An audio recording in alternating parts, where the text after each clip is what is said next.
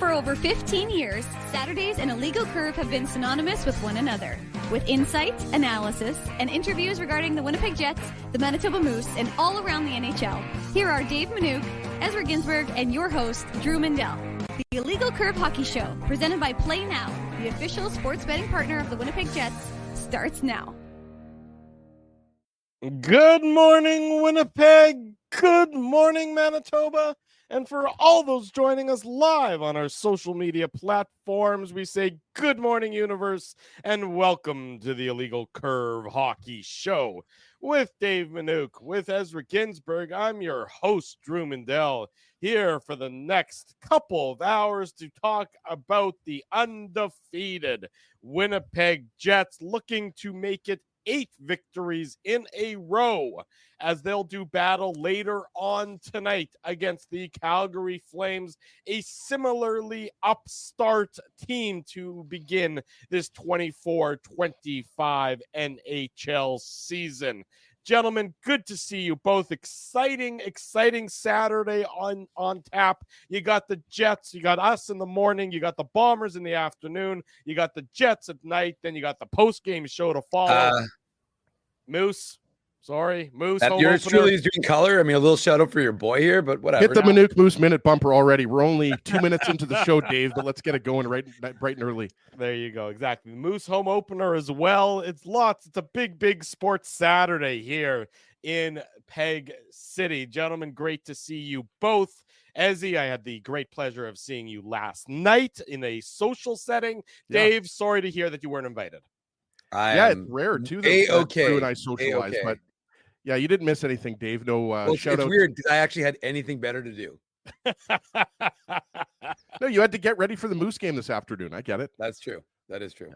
Yeah, we missed you, but yeah, Drew and I saw each other in a rare social situation. As most people know that listen to this show or watch the show regularly, they know that Drew and I do not speak to each other outside of this show. So it was rare. Like we had to I had to pretend. Yeah, exactly. It's partly that, Dave, but it's also like I had to pretend like I cared about Drew, right? And he had to pretend that he cared about me. So it was really lots of awkward chit chat. We don't really have a lot in common. So, but yeah, I digress here. But you know, guys, this is just continuing to be exactly. I do, but. Drew mentions obviously the 7-0. I think, guys, for the record, by the way, and I did listen to the post-game show the day after, even though I went to bed early. I told you guys I just wasn't feeling great, had a bit of a headache and had a bit of a long week. So you guys obviously, as you usually do, you did the heavy lifting. I agree with Dave, though. The Jets at 7-0, you'd think, okay, they've got a big buffer in their division. They're only 2 points up on Minnesota and Dallas. And obviously Dallas has played an extra game, so we should mention that. But to Dave's point on the post-game show, it was made a couple times by both of you guys. The Jets need these points at this point in the season because there's other teams. It's not like, nobody's noticed, but, Colorado's now 4-4 after starting 0-4. Cale Makar's leading the league in points, which nobody should be surprised by that. He's the Norris favorite. But, this is just fun. I'm sure you guys around town and, Drew, I'm sure, a lot of people are talking about it out and about at Rumors and elsewhere. Like, this is just awesome to have the Jets first place undefeated at this point in the season, right? It's almost like people in Winnipeg, it's like we're not deserving of this start. You know what I mean? Like people are waiting for this to collapse. I'm all about this. Like, let's keep this going. Let's go 8-0, 9-0, 10-0. Like, let's keep it going as far as we can. This is just way too much fun. But I do think we should be calling this a 15-game win streak, Dave, not just an 8-game win streak, because we got to go back. If the NHL's counting the 7 games in a row, the 8 wins in a row last year, let's keep it going.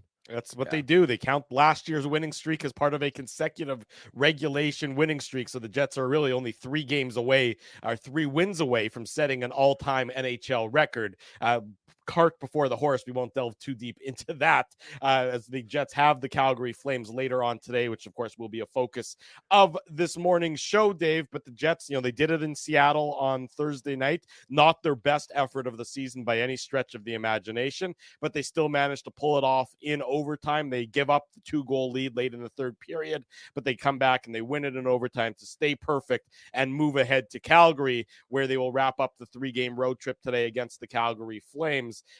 I want to start, though, with the Jets, the forward group. I mean, I was looking at some of the numbers earlier today, and I don't want to be, the negative Nelly, although so often I am accused of playing that role on the show. I want to play more of a devil's advocate right now because the 7-0 start is fantastic. Let's not overstate that. Let's not pretend that that's not the case. It is fantastic. But there's some signs, some flashing signs, I would say, if you look a little bit deeper at some of the analytical numbers, that would suggest there's probably a regression to the mean coming from the Winnipeg Jets. Hold on, you're saying, Drew, that the Jets aren't going to go 96-0 this year? They're not going to go 96. Pardon me, 98-0. I forgot a couple of wins. I'm saying that that there are signs that there's going to be an adjustment into the success rate. Now Guaranteed. That's inevitable. Every team will go through that. No team is going to be perfect, and unless you're really, really terrible, no team is going to be as bad as they look. Unless you're Mr. on the Perfect. ice. Well, unless you're Mr. Kurt Perfect. Henning. Yeah, maybe rest in peace. But in any event, is there? How concerned would you? Let me start with the top line initially. The Scheifele, Connor, Velarde. Again, there's not possession positive. They're 48%, so it's close to 50-50. Their expected goals is 44%. In terms of their expected goals percentage. How concerned would you be about their numbers? At this point through 7 games, is there more there for them, or do you think that's just where they're going to be if they stay together for the majority of the season? It's a valid question because we know that that line together has not been a positive possession line, right? Like they've been, I think it's somewhere around 45 or 46, if I'm not mistaken. I'd have to go back and look at the exact numbers, but the reality is that line, there's more shots directed at the Jets net, and they're outscored when they're together, right? That doesn't mean that they're not great players. Obviously, Gabe Velarde, huge goal for him, right, Dave? Like you could listening to Scott Arniel, you could tell that it was kind of eating away at Gabe Velarde, that the Jets were having a lot of success, 6-0, but Velarde didn't have a goal, right? So like Scheifele and Connor, they're popping in their goals, but you could tell a guy like Velarde, like he needs to score goals. He's a goal scorer. He can set goals up too, but I think we'd all agree he's more of a goal scorer than a playmaker, right? Kenny Wiebe, our good friend, was predicting a 40-goal season. So obviously, Velarde doesn't like Kenny Wiebe very much. No, I'm kidding. He's got to score. He's got to score, at a higher pace to get to 40 at this point, right? But I think back to Drew's question about the top line. Yeah, I mean, if you think about it, guys, like the Jets are 7-0, and the second line didn't really get going till that 4th game against San Jose, right? Mm-hmm. So I mean, there's still more for that line. If you think about their kind of slow start lately, they've been fantastic, namely, Ehlers and Perfetti, and Nemesnikov's no slouch either. But that top line, there is more to be desired there. Look, I don't think that anybody is expecting that line to be a great shutdown line like the Lowry line. Nobody's expecting that, but you want more production at 5-on-5. And that's something that, even though the power play has been fantastic. I mean, they didn't score against Seattle, but what did they only have 2 chances or 3 chances? I think 2.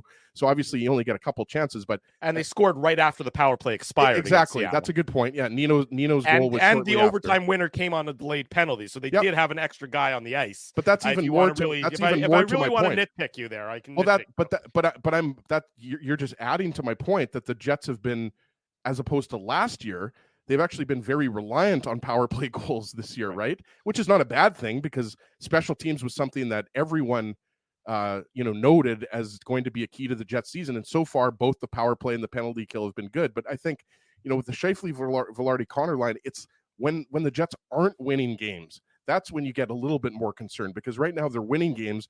They're getting goals from the defense. They're getting goals from, Nino Niederreiter popping in 2 goals. Obviously, the Nemesnikov line has been really good lately. But I think, Dave, once you're in a 2, 3, 4 game losing streak, and let's say the Scheifele line isn't producing, then you're a little bit concerned. I'm not saying that, Scheifele is going to be demoted or anything like that, but then you would see a switch. And we've talked about, switching Ehlers and Connor or something like that. Or maybe you switch Perfetti and Velarde. That's something that isn't talked about a lot. But the point is, when you're winning, I don't see this, I guess, going back to the original question, I don't think Scott Arniel is breaking up the Scheifele line considering they keep winning game after game. So Dave, that's what you wrote. I think it was on, I think you put it on Twitter or you put it in the morning papers, or talking about the practice report yesterday for the Jets. I think that if it ain't broke, don't fix it. Yeah. Do you believe that? I mean, you look at the 5-on-5 goals for, goals against for Connor, Scheifele, Velarde, 2 goals for at 5-on-5, 6 goals against at 5-on-5. Sometimes it's easier to make a change when things are working in terms of the macro sense. So the micro of that line might not be great at 5-on-5, but the macro of the team overall at 7-0 is terrific. So do you think that maybe they should have taken that as an opportunity to try something a little bit different before it comes at the before it results in a loss, let's say? Yeah, I think it's a fair point. And let's be realistic. The Jets aren't winning necessarily because of their 5-on-5. They're winning because their power play is the best power play in the NHL. As you've said, Drew, they've scored a number of goals, whether they're delayed penalties or 6-on-5 situations. That's what they're doing now. They're being able to either tie a game or win a game, as we saw in overtime. And so the power play has been very good. The PK has been good. These are two things. And Connor Hellebuyck has been exceptional. So those are, if you ask me the reasons for why the Jets are 7-0, I think that the depth of scoring also is probably the third aspect that I would focus on. But I'd say Connor Hellebuyck, special teams, and depth of scoring. Now, the top line, 6 guys at a point per game right now, Dave. That's right. But and as we talked about on the last show, the fact is that the Lowry line is not just holding their own in terms of preventing goals, but they're also scoring, right? You need Nino Niederreiter to have 4 goals. You need Adam Lowry to score. You need Mason Appleton to score. You can't have them just be a line that just prevents goals. Now, obviously, it's important when they go up against the top lines, but ultimately, you want to see more from the Scheifele line. It just has to be. And so, like you said, Drew, you can't at 5-on-5 have 2 goals for and 6 goals against. It's not good. Now, again, one thing with Scott Arniel, and you see the benefit of that, is sometimes he wants to give these guys a little bit more latitude. Now you can say, well, look at what they saw last year, but I think it's out of the gate. How much runway is he going to give this trio, similar to what Perfetti, Nemesnikov, and Ehlers had? Because look, after 3 games, their numbers weren't good. They looked terrible. They looked lethargic, and then they figured it out. They got it together. So to me, that's one of those areas that, is he going to give them a little bit more? Is it going to come? Does it have to have a loss in order to do it? I don't know. I mean, again, I think he just wants to give them a 10-game sample size and say, this is it, what we looked at, 10 games or maybe 15 games, and then start to make changes. Because as they've banked the points, I agree with you. It's easy to do it now, actually, because you're winning. The feelings are good. But, again, like I said, it's ultimately it's his decision. And, you're right. We can look at it. We can analyze it.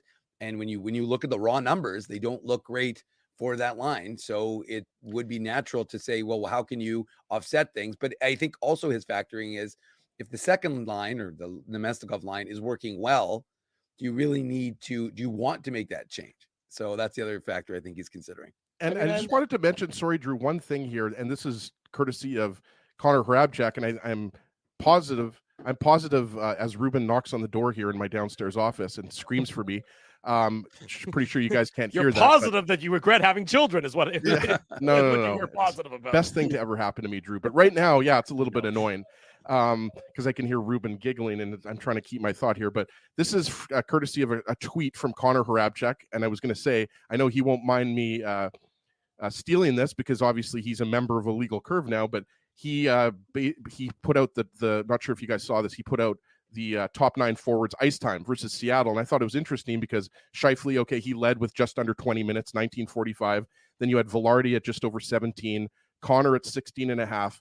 But then you had Ehlers at 15.5, Nemesnikov just over 14 minutes, Perfetti at 13:47. Lowry, Appleton, Niederreiter were 7, 8, 9 with 13, 12, and 11 minutes. The reason why I bring that up is because that's kind of what you want to see with the ice time, right? Like you want to see the Ehlers, Nemesnikov, Perfetti line. You want them to be ranked second in terms of 5-on-5 ice time, and you want them to be, 2 or 3 minutes behind the Scheifele, Connor, Velarde line, I would say. Like Ehlers talked about it this week, right, Dave? Like he said that he doesn't need 20 minutes, or I forget what the exact number was when he was asked about it. And I think that's significant because what you're seeing is Scott Arniel is rewarding the Nemesnikov line because they've been playing better. And you could argue that he should have been playing them more, this whole time. but let's be honest, they weren't great the first 3 games. So I think Dave's right. And we have the comment up from, I think it was 5-A game. I don't think you want to mess with the chemistry. You've got 3 lines that are playing really well, and Scheifele's line's not playing. There you go. Like, what are you going to do? Are you going to take Ehlers off the second line when he's been so good with Perfetti and Nemesnikov over the last 4 games? I just don't think you're going to mess with it. I think, Drew, if they're struggling for another 3, 4, 5 games, then maybe you see a switch, especially if there's losses in the ledger as opposed to wins. So we'll see. But yeah, I mean, the numbers speak for themselves. The Scheifele line has not been great at 5-on-5, but what we've talked about over the last year or so is that line usually is outplayed at 5-on-5. Right, which obviously leads to the question of why does it stay together? Right, and that's another question. Yeah. I understand the argument that the Ehlers, Nemesnikov, Perfetti line is going well right now. They've outscored their opponents 4-1 at 5-on-5 so far this season, and that's even after the slow start. I just we should just start calling Cole Perfetti Corsi Perfetti, really, at this point. He's been great as of late. He's absolutely been terrific for the Jets, and really breaking through as everyone had hoped and as a lot of people had expected would occur this season with the change in head coach and sort of that elevated level of responsibility. I just can't help but wonder, is there more on that bone for the dog to chew if things were swapped around? And I totally get coaches generally don't like mixing things up when you are winning, like changing the lineup when you are winning. But you just saw them do it not that long ago. That Logan Stanley now seems to be a regular as opposed to Hayden Fleury, and whether or not that's the right decision. I have time for Hayden Fleury's game. I would have liked to see him get a little bit of a longer runway as it is. We know what Logan Stanley's game is, but whatever on that front. Stanley's been pretty solid. I mean, I know fine. on the first Seattle goal, like he was out there that led to the Matty Beniers goal. I'm not saying that was, I think it was Jared McCann, right, who fought through Stanley's checking and then got the puck to Beniers, right? Mm-hmm. So, but I think Stanley's been fine. Like, I honestly think Stanley and Fleury are pretty similar. Like, they're pretty interchangeable. I don't think there's much of a drop-off or a boost, Dave, from either one of those guys. Like, I think both of those guys are pretty solid defensemen. Like, they're going to make some mistakes. There's 6, 7, 8 guys is really what they are. I mean, they're bottom of your lineup defensemen, and I don't mean that in any sort of insulting manner. There's not a lot of upside to either of them. They're guys who are serviceable on this Winnipeg Jets defense. Are they serviceable on a should they be in the lineup if you are a true Stanley Cup caliber defense? Probably not. If Heinola is healthy, he's playing on that third pair. Let's make no mistake about that. When he gets back and he's healthy, he's going to be given the shot there on the third pair. Well, that's still a big if, of course. Scott Arniel talked about, I think Kenny asked him this on the road trip, Dave, about Heinola and his, timeline, and it's still sort of an unknown timeline. It's not like it's, ramping up and imminent. You're going to see him on the ice in a yellow non-contact jersey before he sheds that and becomes a full participant. There's still a ways away, if you will, from getting Heinola back healthy. And if you had said that, feels like it could be like another month the way he was talking about it, Dave. Like, it doesn't seem like Heinola is going to be back in a couple of weeks if he's not even skating yet. Yeah. So, I mean, that to me is, so you still have that as a concern. I mean, nobody likes it. It just, like, let's not sugarcoat it. It sucks for him because of the injury he suffered last year, right? Yeah. So it's unfortunate for a guy who at this point, like, he just can't seem to stick in the NHL full time. And it's not because of anything he's doing. It's just because he's suffering injuries. But you're right. I mean, Heinola, it's going to be a while before he's back for sure. If the team continues to play with these lines at 5-on-5 and get similar results at 5-on-5, I mean, then they're going to need the power play to continue to be as successful as it has been. And we'll talk about the power play in hour number 2 of today's show. John Goins, who does a lot of great video work for Daily Faceoff, he's a Montreal Canadiens analyst and Laval Rocket analyst on TSN 690. He did a great breakdown for Daily Faceoff on the Jets' power play success. He's going to join us in the bottom of hour number 2. But to your point, Ezzy, about the time on ice, I guess Connor's point that you stole about the time on ice in the last game. Connor was just I mean, I could have easily looked at the time on ice. Connor's, a young upstart journalist. He's not a lazy old guy like me. So he did the work, and I just screenshotted it and made sure. See, Drew, I'm always preparing for the show. I got my notes. I got my screenshots. That's good. That's me. Good. That's the good kind of prep work. I like to see that. My point there was that, it seems like Scott Arniel is deploying his lines, Dave, based on who's playing well, which is what you want. You Right. play well, you're going to get more ice time. When Ehlers and Nemesnikov and Perfetti were struggling earlier in the year, their ice time was of the third forward group over the boards. And that was the chatter where Lowry's line was getting the second most ice time because they were playing better. They deserved it. Now that Perfetti and Ehlers and the Mesnikov are going a little bit more, they're seeing that bump up in ice time. I don't think there's anything wrong with a coach saying, you guys are going well, you get more ice time. It's the carrot and the stick. You play well, you get the carrot, you get more ice time. Yeah, and look, I mean, the Scheifele line, if I had it right in that Seattle game, was skipped in the third period, were they not? Because that's what our buddy Joe Piscucci referenced on Twitter. Yeah. It seemed like they missed a couple shifts. Right, and it was right after, I think, I don't remember which goal, but the fact is that, look, I think it has to be a rewards-based thing for the Jets, and you can't just automatically expect anything, right? Yeah, you're the top line, but okay, so you need to be able to produce offensively. But what is this whole team based on? This whole team is based on defense and good defensive structure. Not exactly a hallmark of that trio, as we've seen. And I agree with those folks who are saying that, we know what they are. We saw them last year, right? But the fact of the matter is that this is Scott Arniel's team. This is Scott Arniel wanting to be able to put his stamp on this team, and he's going to see how this works, and he's going to see if it works or if it doesn't work. And look, again, you want to be like, have to want to be better defensively, and we're seeing it in some flashes. Are we seeing it consistently? No, because obviously, again, you're looking at the numbers. It's hard to argue, right? 2 goals for, 5 on 5, 6 against. Like, that's not now. And again, I agree with the comments. Like, Gabriel Lardy has had some great A chances that he's been snake bit through the first 7 games. Obviously scored last game, but like, he's definitely been snake bit for a number of games this season where he's had some good chances. But at the end of the day, you have to look at the way the team is overall performing. And right now this team's performed. So this is a team that is feeling good about themselves. And I think the greater point, Drew, is that you've got 3 lines working well, and you've got a goaltender who's exceptional, or goaltenders, because I thought Eric Comrie was excellent in his one game against the Pittsburgh Penguins. And you've got special teams that really seem to have found themselves. And again, like, people could say, well, the Jets only have the 15th ranked PK. I suspect folks would have been jumping for joy if the Jets had the 15th ranked PK last year, as opposed to the 28 and 27. Let's just pump the brakes. We're 7 games into the season, so let's not, like, 15th. I mean, the difference between the 10th ranked PK and the 20th ranked PK is like a percentage point for sure, or two. So, like, I PK, agree. No, I know you know that, Dave, but I'm just saying, like, the Jets PK has been fine this year, and it's like hard you said, to believe that it's going to have a dramatic drop off, though. The way it's been playing as of late. The thing is, it's at this point in the season, a team scores 1 power play goal on you, and your PK percentage is going to go down like 2 or 3% or more than that, right? So the PK has been fine, and I think Dave mentioned special teams and also Scott Arniel putting his stamp on the team, and this, I think, relates to the Scheifele Connor Velarde line. I got to admit, guys, I think I might be a little bit wrong, or I was too quick to say this, but I've actually liked Connor on the PK.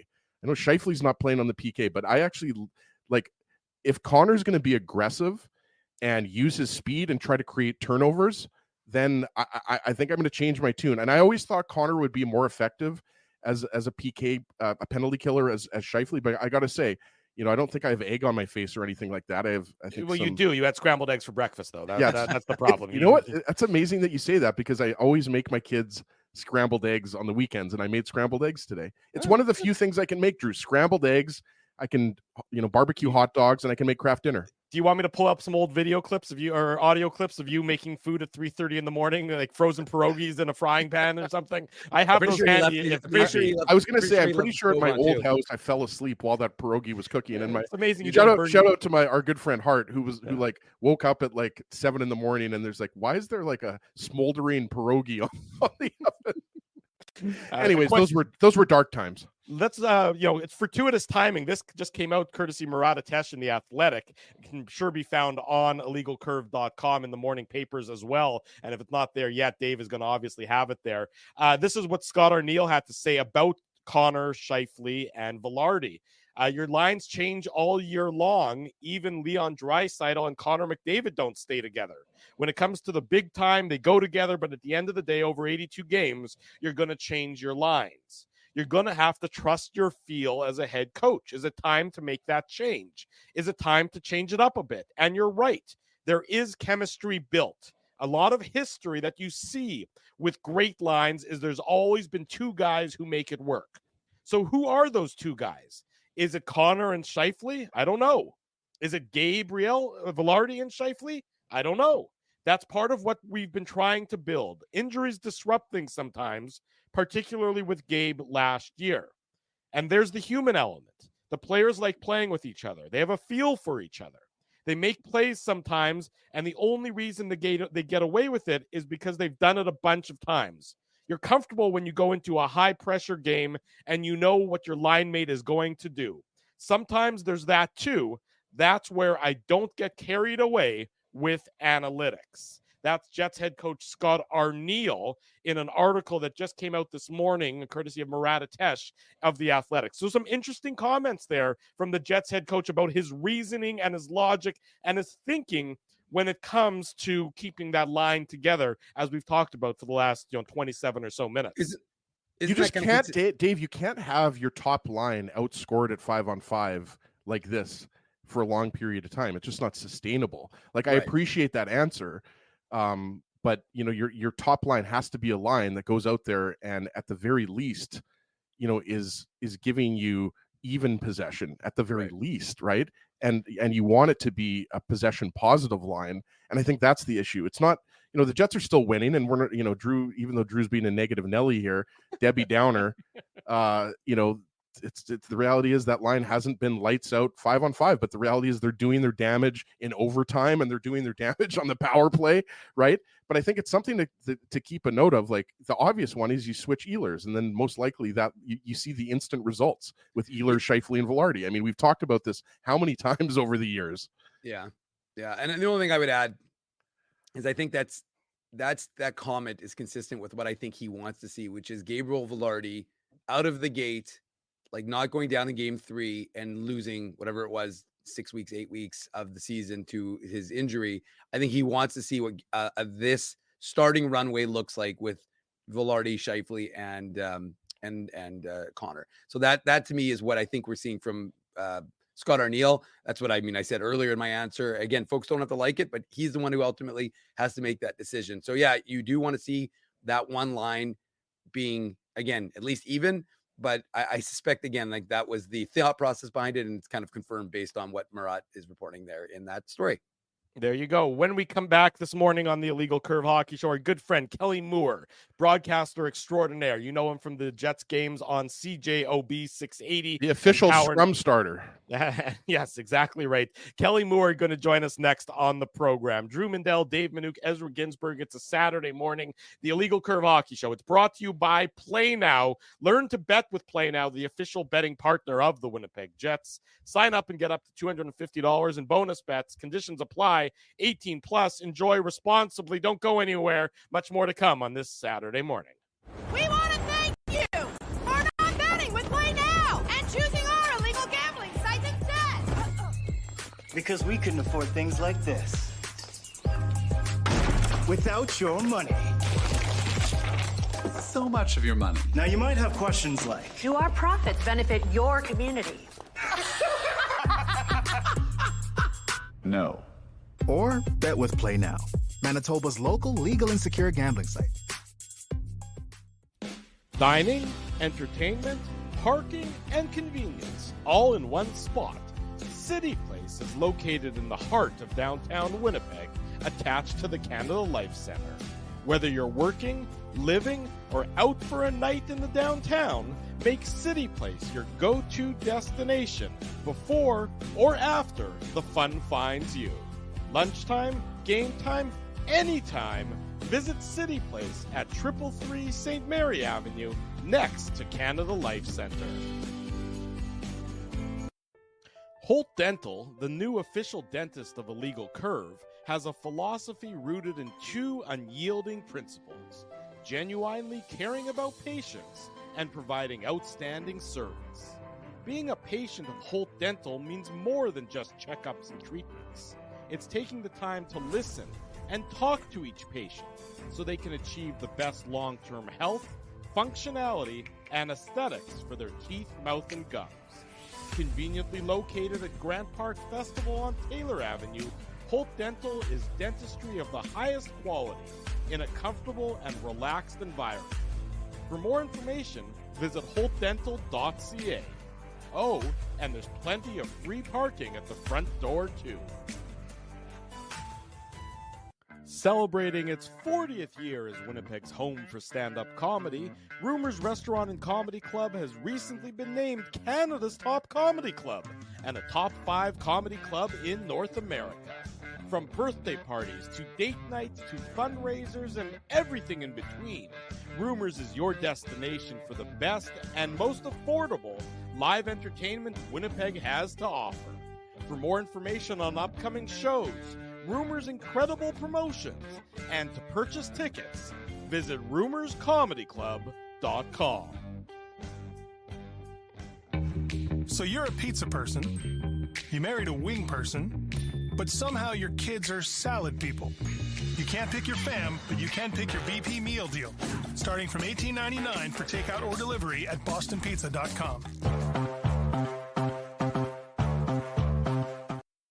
Welcome back to the Illegal Curve Hockey Show. Drew Mindell, Dave Minuk, Ezra Ginsburg with you on this Saturday morning, talking about the Winnipeg Jets as we do each and every Saturday. We also do it, of course, after the Jets game as well. They'll play the Calgary Flames later tonight, a game you can hear on Power 97 and 680 CJOB. The man himself will be the voice of the pre- and post-game show. Kelly Moore, Jets game night host, joins us on the Illegal Curve Hockey Show this morning. Look Kelly, at that baby grand piano back I was there. gonna say, what a background! Wow. I'm bringing in Liberace, and then later on, I might even, bring in a couple of other guests as well. So that is a setup. That is swanky. I would have worn a 3-piece suit. It would be like tuxedo night back when the Jets and the Habs used to play back in the 70s. Had I known you were going to be bringing that to the show this morning. Well, I wanted to bring a little something because, of course, I always hang out with Icy Hot, aka Dave Minuk, at the Jets practices, and he's got the hat on backwards, he's got the shorts, no socks in the shoes. So I just wanted to jazz it up a little bit for you guys. Dave could have easily been like a pro surfer if he wanted to. Like his entire vibe fits like pro surfer, right? Oh, Ezzy, you just gave me an idea for a new nickname. Icy Hot / Surfer Boy. Yes, because when you think Dave, you think aerodynamic surfing on waves. The two words just come to mind, seamlessly. Yeah. Kelly, good morning again. Thank you for joining us. Obviously, talking about the Jets, the perfect start in the win-loss column. But given that we like to delve deeper a little bit more than just the baseline statistics here, we spent the first 30 minutes or so talking about the first line, the Scheifele, Connor, Velarde line, and more for them to give and how long of a runway they should have, given that they've been outscored at 5-on-5 so far this season. We read the Scott Arniel quote that's in the in Murat Atesh's Athletic article today, saying he wants to see if continue to work out, see if they can have more time together. What are your thoughts, your perspective on that? It's been starts and stops over the last couple of years with the two of them together, the three of them together. How much more runway would you like to see them given to improve the 5-on-5 results? Yeah, what do you see for those numbers again, where they've been outscored 5-on-5?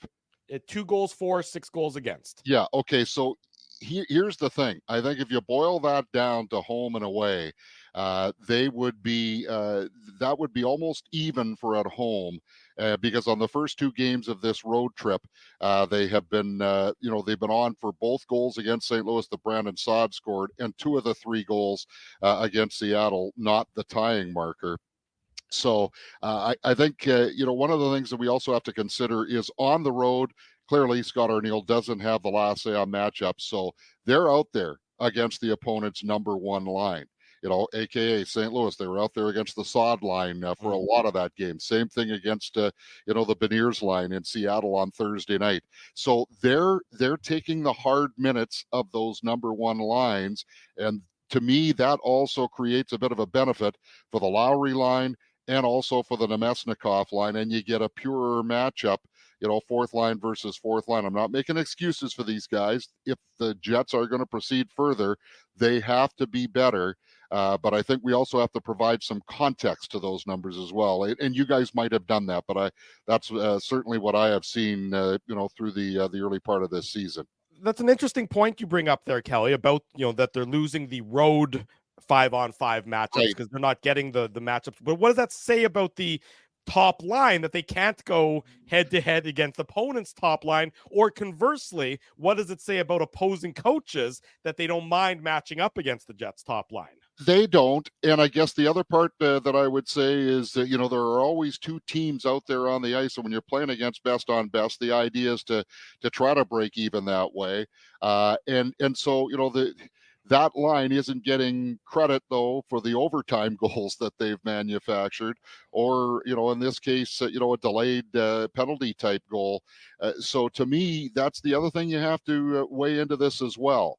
They might be coming out on the short end of the 5-on-5, but then the other teams are coming out on the short end of the odd man situations. And the Jets have now scored 4 goals in 7 games, either 6-on-5 with the goaltender out for the extra attacker, or in a delayed penalty type of scenario. And so we sometimes get fixated on 5-on-5, and I'm not trying to sweep the the deficiencies under the rug. They need to get better, but I am also trying to provide a broad picture of these guys aren't getting gobsmacked every time they come out on the ice.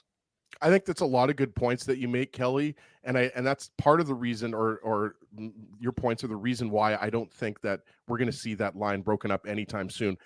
Whoever has the magic number in terms of how many more games they go and continue to, let's say, get outplayed at 5-on-5 before Scott Arniel breaks up that line. I mean, they're probably making a lot more, certainly making a lot more money than I do, but I don't have the answers to that. So I'm with you. I think that you have to put context to the numbers, and because the Jets are winning and they're having the success on the power play and in the overtime period and on delayed penalty situations, I think that's why you're going to see Scheifele, Connor, Velarde stick together. I want to ask you about Cole Perfetti, though, because he might be the least enthusiastic goal celebrator that we've ever seen. And I actually love it because, he just gets a goal or he assists on a big goal. And it's just like, yeah, that's what I'm paid to do, right? But I think you'd agree that it's just fun to watch him play right now. Like, he had no points in his first 3 games. That Nemesnikov line was being criticized a lot, rightly so. They weren't great. And then obviously Perfetti and that line had their breakout game against San Jose, and he's got 8 points now in his last 4 games. He just looks like, everything that we expected him to be when the Jets drafted him 10th overall. Well, you guys are probably going to boot me off early here because I'm going to drive you nuts with the context approach. So I'd half agree with you, Ezzy, that that line wasn't playing the way that they should have for the first 3 games offensively. But if you go back and watch on the video, they were doing everything that they're supposed to do without the puck. So I thought that was actually a credit to that line, that nobody got impatient when the pucks weren't going in. Nobody got frustrated when they didn't have the puck. They were still doing their job that way. And I also think, just before we talk about Cole Perfetti, the other part of that, keeping the lines intact right now, as long as the other 3 lines are playing well, that could also factor into how long, if at all, the coaching staff decides that, okay, we're going to try for a bit of a different look on that top unit. So that might enter also into it, because who could argue with how, the Nemesnikov, I mean, you're not going to mess with that Lowry line, I think, unless injuries dictate that you have to. And then the fourth line is performing pretty well, albeit, just other than Rasmus Kapari, Alex Iafallo and Morgan Barron still looking for their first goals. But now back to Cole Perfetti. Guys, let's face it, he's not a gazelle on ice. And the Jets knew that when they drafted him 10th overall back in 2020. But the one thing that Cole Perfetti brings in spades is his on ice vision. Man, his hockey IQ, and you guys have mentioned this and have heard it. I mean, it's off the charts. Like that pass that he made to Nino Niederreiter on the game-winning goal. I thought he kind of. I've looked back on it a couple times. My first reaction was I thought he'd shot just a little bit, and that's why Decord got caught moving to his left. But that's just a pure pass. Does he get a little bit of luck because it ticks off of somebody right to Nino? Yeah, and then Nino does a nice job of, a little bit of a half-hitch delay and firing it into the net. But the other thing I just really like about Cole Perfetti right now is what he's doing in all three zones. That stick lift in St. Louis, I mean, that was a huge play in the third period that prevented what could have been a Blues tying goal. So there are those plays as well. But and then of course on the power play, that goal by Niederreiter comes 3 seconds after the expiration of a penalty. But let's face it, he's got that open ice up the left side because the Kraken are a man short. So it's not a power play goal, but the power play did have a little impact on it. And how valuable is that to the Winnipeg Jets right now to have a number 2 unit that is going as well as, that combination of Perfetti, Niederreiter, Namestnikov, Pionk, and then, whether it's Alex Iafallo, whether they put Colin Miller on there, it's going pretty well. So I like Cole Perfetti. I wish he'd loosen up a little bit, but you know what? if Captain Serious is, how he has to operate to be successful, then don't mess with it. I love it. I think it's great. Yeah, it kind of reminds you of Jonathan Taves, right? Exactly. Yeah. Kelly, first of all, despite the slings and arrows that were thrown my way due to my attire, hot with nothing with love, Dave. I know, but I just want to envy because I can't pull off that one. But I was going to start we're going to start with a statement rather than asking you a question, because even though I've told you personally, I want to congratulate you in front of our audience on being inducted into the Manitoba Hall of Fame. Absolutely. It was announced over the summer, and took place earlier this month. So very congratulations well on our behalf on that, because you are a big part of this fabric of this sports community here in Manitoba. So I just want to start it off by congratulating you on receiving that accolade. Thank you very much, Dave. Yeah, it was interesting because when I got the phone call, it was back in either late May or early June, and I'm thinking, because I usually MC that Manitoba Hockey Hall of Fame dinner, so I'm thinking, the Jets schedule isn't even out yet. How can I, how can I commit? I don't know. And so, yeah, that was my thought process when they called me. And then when they gave me the news, I was completely humbled. I mean, you guys know who's in the media wing of that particular category for the Manitoba Hockey Hall of Fame. I had the incredible privilege and pleasure to work with Don Whitman on the broadcasts when I first came to Winnipeg in 1994. What a huge benefit that was for me to get my feet wet. And the guys that I followed, Sod Keelback and Friar Nicholson and Matty and Cactus and all the luminaries who I hold in the absolute highest esteem. So to be part of that, and then to be part of the class that I was in 2024 is something that I'll hold near and dear. Well, it's unbelievable. And Shane Knighty isn't even the toughest man going into that class, right? Like, obviously, I'm talking about you. You're the toughest man going in that class.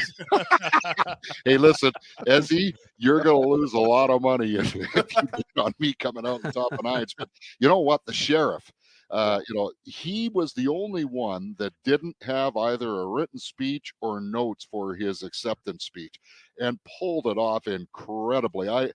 Being in our business, somebody that can ad lib without a hitch in their delivery is really something. And the sheriff pulled it off beautifully. So yeah, it was, and Russ Romanek, I had the chance to work with him on the Moose broadcast my last year as the play-by-play guy there.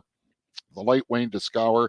Did you guys have any dealings with him through the Manitoba Major Junior Hockey League? Well, no. I used to coach junior women's softball, and Wayne was a coach and an umpire as well. So we formed a really good friendship, and you guys would have loved him. He was just an absolute wonderful human being.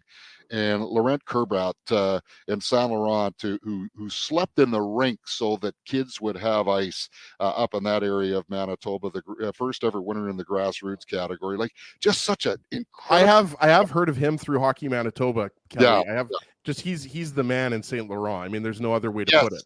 Yeah, I would dearly love to have the chance to have a beer, maybe 2 tree, with him, just to find out a little bit more about him. His daughter delivered his acceptance speech because, of course, being inducted posthumously. But yeah, just a wonderful night. Anyway, long drawn out. And of course, the sheriff Shane Knighty is being up for Indicted? knighthood. He's up for knighthood for having to deal with Lawless on a regular basis. So Oh, well, that's really yeah. where he gets quite honored as well. Yeah, and I'd throw Hustler in there as well. Yeah, from back from the days. But yeah, no, it's great to see Manitobans get their just due for sure. All right. Well, congratulations once again, Kelly. And now let's get back to the hockey talk and Yes. the Jets talk. And I don't think any player was going to be scrutinized more this season than Neil Pionk. Mhm. And I think that the focus was going to be on him and how he was going to rebound. And we all know what he went through, injury and personal tragedy for the last few years. So from your perspective, through 7 games, he's producing over a point per game. What are you seeing from Neil Pionk so far this season? Confidence, supreme confidence. He is playing like he did in the first couple of years when he came over from the New York Rangers in the Jacob Trouba trade. And the one thing, and I am not an analytics guy. It's not that I don't believe in analytics. It's just that I am not smart enough to understand them. So I leave that up to the other brighter minds in the room. That's not true, Kelly. It's just sometimes it's not that you're not smart enough. It's just like sometimes the numbers you get like inundated with them. Yeah, well, yeah. That's what it is, right? Like I think you appreciate, because I listen to the broadcast a lot, and I know you guys mention analytics, but it's kind of a question of picking and choosing which ones are the most effective or most that resonate the most with your audience, right? Yeah, and I also try to combine those numbers too with the areas of the game that analytics just simply cannot measure, and that's the emotion or the physical part of the game. And Dave, you mentioned the tragedy that Neil Pionk had to carry with him, along with some of the other guys on the team, Alex Iafallo, Dominic Toninato when he was up with the Jets, over the loss of Adam Johnson, which I think we're right around the 1-year anniversary of that, if memory serves correct. Yeah, horrible. And it was an incredible burden for Neil to have to bear.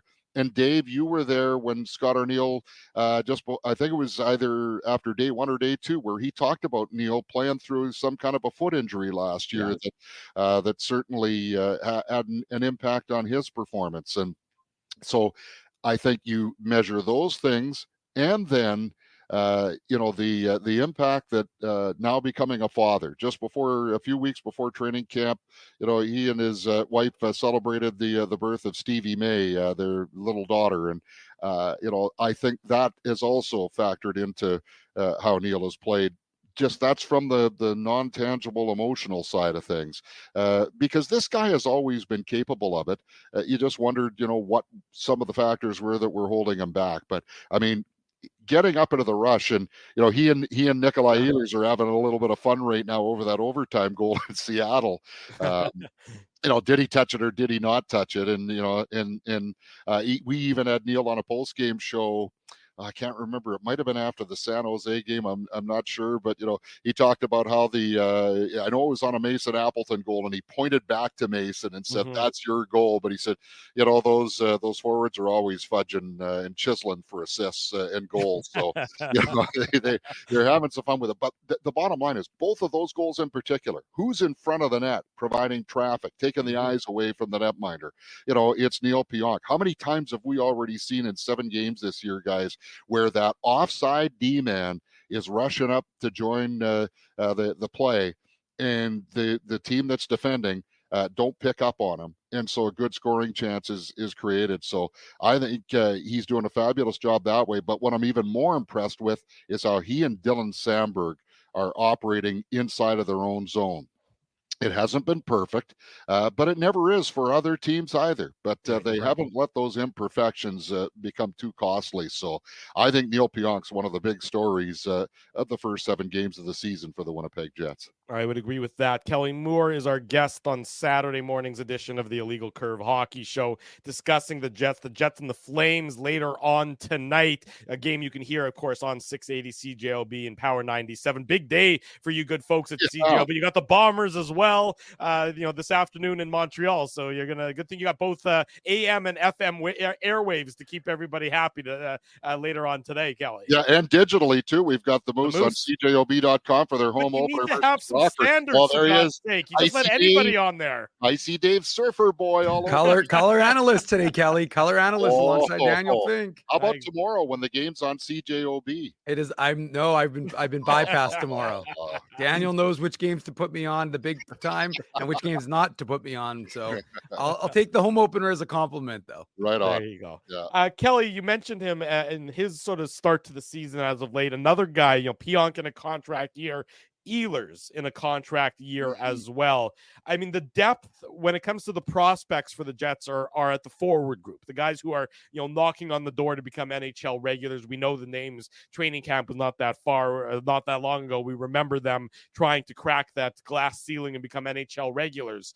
Ehlers, pending free agency. If you had to put on your prognostication cap, how do you see that playing itself out over the course of the rest of the year and then into the offseason?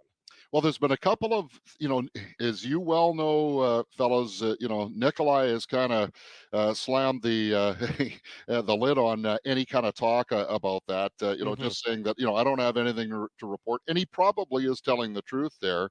And again, I'm only basing this on what we have heard and what little we know.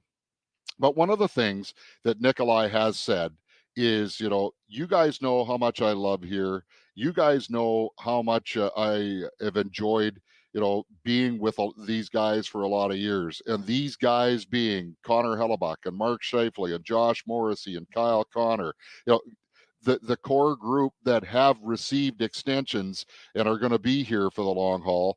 And so I don't know whether it's subtly or overtly, but Nikolai Ehlers, I think, is sending a message there. I want to be one of those guys.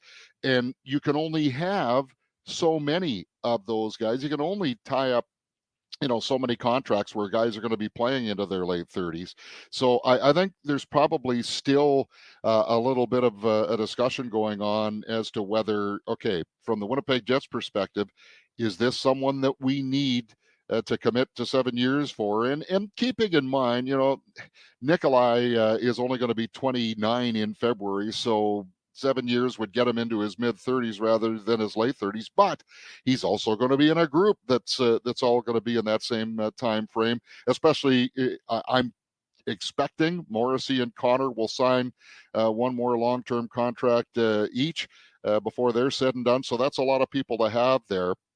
And so I think that might be what's going on. And I just don't know if the Winnipeg Jets can afford to have, and I don't want to say afford from a financial point of view, but from a hockey sustainability point of view, to have that many guys in those kind of contract situations. And especially, as you just said, Drew, when you have whether it's the Brad Lamberts or the Nikita Chibrikovs that are coming up, maybe Colby Barlow, and boy, Braden Yager's off to a great start with the Moose Jaw Warriors, even though his team is not. So you've got some young people on the way in the system, and I think you have to take a long, hard look at balancing between and this is not to say that the Winnipeg Jets don't value Nikolai Ehlers, because they do. But in the overall big picture, how many of those contracts can you have, can you carry? And I'm thinking that that might be the fly in the ointment right now as to why there hasn't been an extension. And I don't know if there will be. I couldn't sit here and tell you, oh yeah, for sure the Jets are going to get something done before the end of the year. I don't think that that is going to be the case.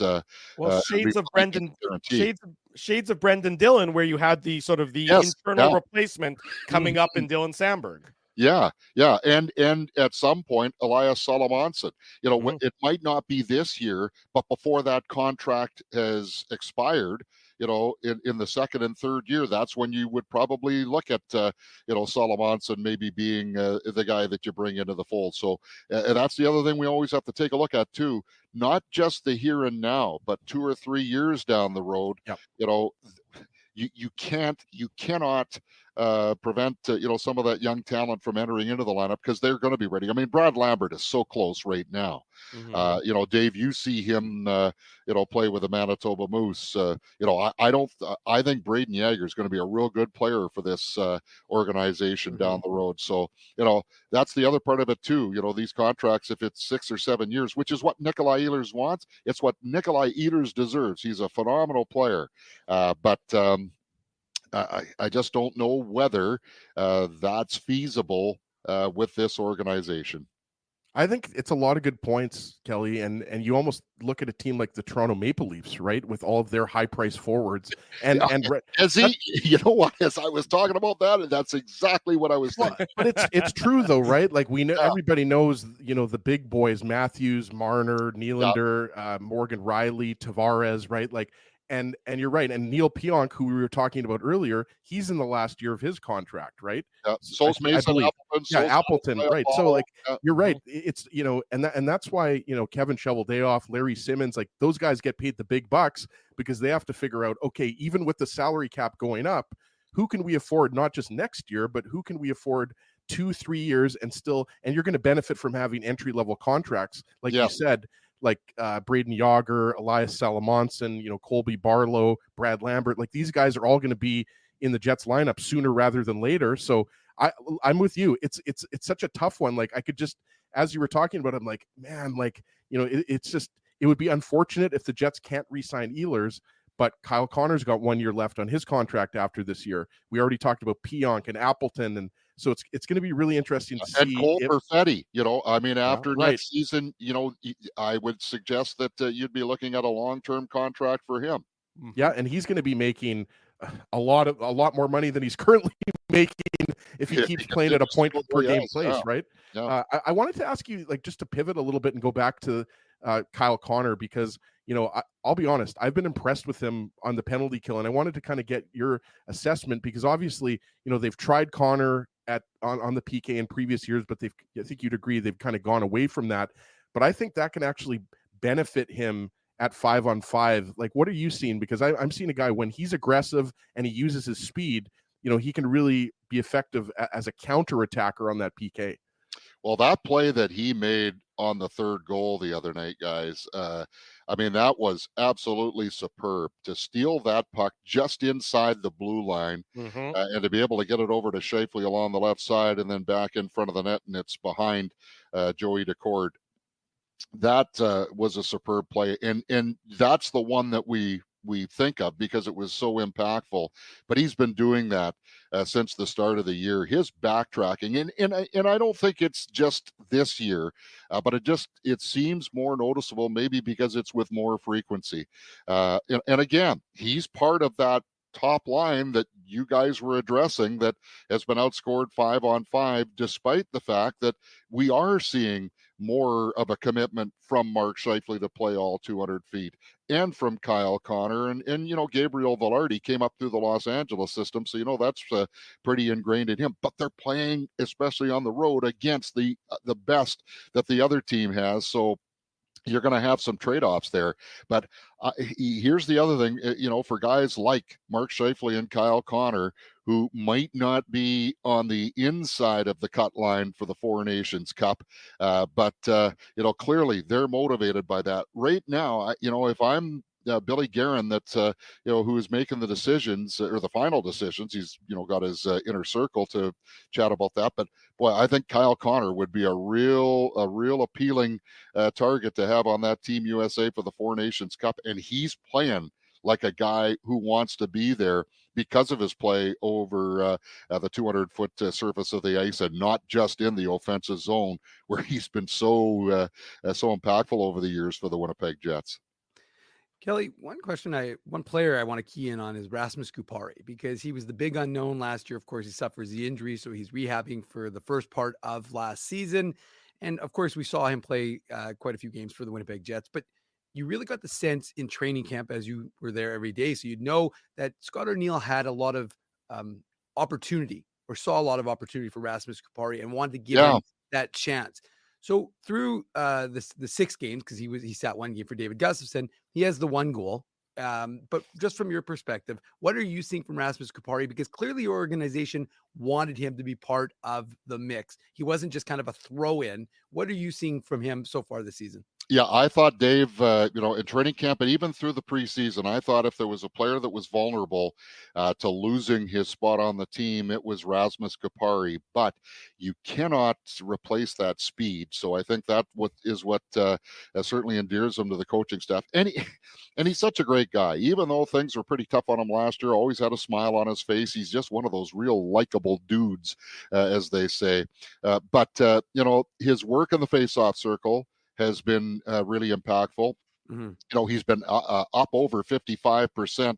I know he broke even in Seattle the other night, so that number might go down a little bit, but that's and Scott Arniel would be a disciple of this. I know Rick Bowness was, and Paul Maurice before that. If you're the fourth line center, you cannot be getting consistently beaten at the faceoff circle. You have to win at least on a break-even basis in the draws, and Rasmus is doing that. And how many times have we already seen this year, guys, whether it's late in the game or it's on a penalty kill, so that Adam Lowry isn't always having to take those weak side faceoffs, that they have Kupari out there to take those draws, and he's won a number of them. So, I think that's been really big for him. But I just think he's using his size. Man, when he scored that goal in Edmonton, I think that took a lot of pressure off. I think he needs to still, that fourth line, as well as they're playing, they still need to find a nugget every now and then to contribute offensively. And I think, if there's one area where perhaps they've fallen off a little bit, they're not maybe getting or generating as many offensive chances. But again, how much do you want to nitpick when a team's 7-0? They're doing their job. But he in particular, though, I think is playing with a lot more confidence. And let's face it, he was playing okay up until he got hurt. And then when he got hurt and he missed that time, it was just too difficult for him to catch up, especially with a lineup. And Gustafsson was playing as well as he was. And then, of course, they get Sean Monahan. So then that brings Vladdy Nemesnikov down to the fourth line. There was no room at the end. All the rooms were taken by the time he was really back and playing. So it was a lot like it was for Logan Stanley for him. Nobody was giving him a chance to contribute, where I think he saw that. I thought Dave, I don't know what you thought. I thought he had a so-so training camp. The first couple of games in the preseason, he left me wanting more. But, I'm not a coach. And so, when the team decided that, we're going to stay with him for the fourth line, they've been rewarded for that, because it's like once he got the green light, I think he's really taken off with it. Give us the rundown, Kelly. What can we expect on CJOB all day leading up into the Jets game? Well, Derek Taylor and company are going to kick things off at high noon from Percival Molson Stadium. Yes, top on of Montreal. Beautiful McGill University. Royale. Yeah, I've never been. Have you guys been there, by the way? Oh yeah, I've never been there. It's definitely on the bucket list. I mean, the stadium itself, they're doing their best to upgrade it, but it's not Princess Auto Stadium in terms of amenities, but in terms of just a beautiful setting. I've been there a bunch of times, and it is a great sort of spot to watch a game. At any rate, they're going to be there on the air starting at noon with the pregame show, and then they'll morph into the play-by-play at 2:00, right about the same time. Icy Dave Surfer, or Icy Cool, Icy Hot, Icy Hot Dave Manu, Icy Hot Surfer Boy is dazzling everybody with his incredible brilliance and intelligence on the Moose broadcast. Maybe we should just call Dave Blue Crush. Remember that movie Blue Crush about the surfing movie? Too, yeah. Blue Crush. And then we'll take to the airwaves with a pregame show at 4:00. John Shannon and the always entertaining Sean Reynolds are going to be on with us. And, some of the things we're going to talk about, the last time the Jets won in Calgary, Paul Maurice was still coaching the team. Wow. And so the Saddle Dome has not been a great place for him. Not that they go there often, but it's still, it's been a while, November 27th of 2021 since the last time they won there. And then we'll also talk, about how well this team has handled, the prosperity, if you will, and not getting too full of itself. Like, I loved what I heard coming out of practice yesterday in Calgary.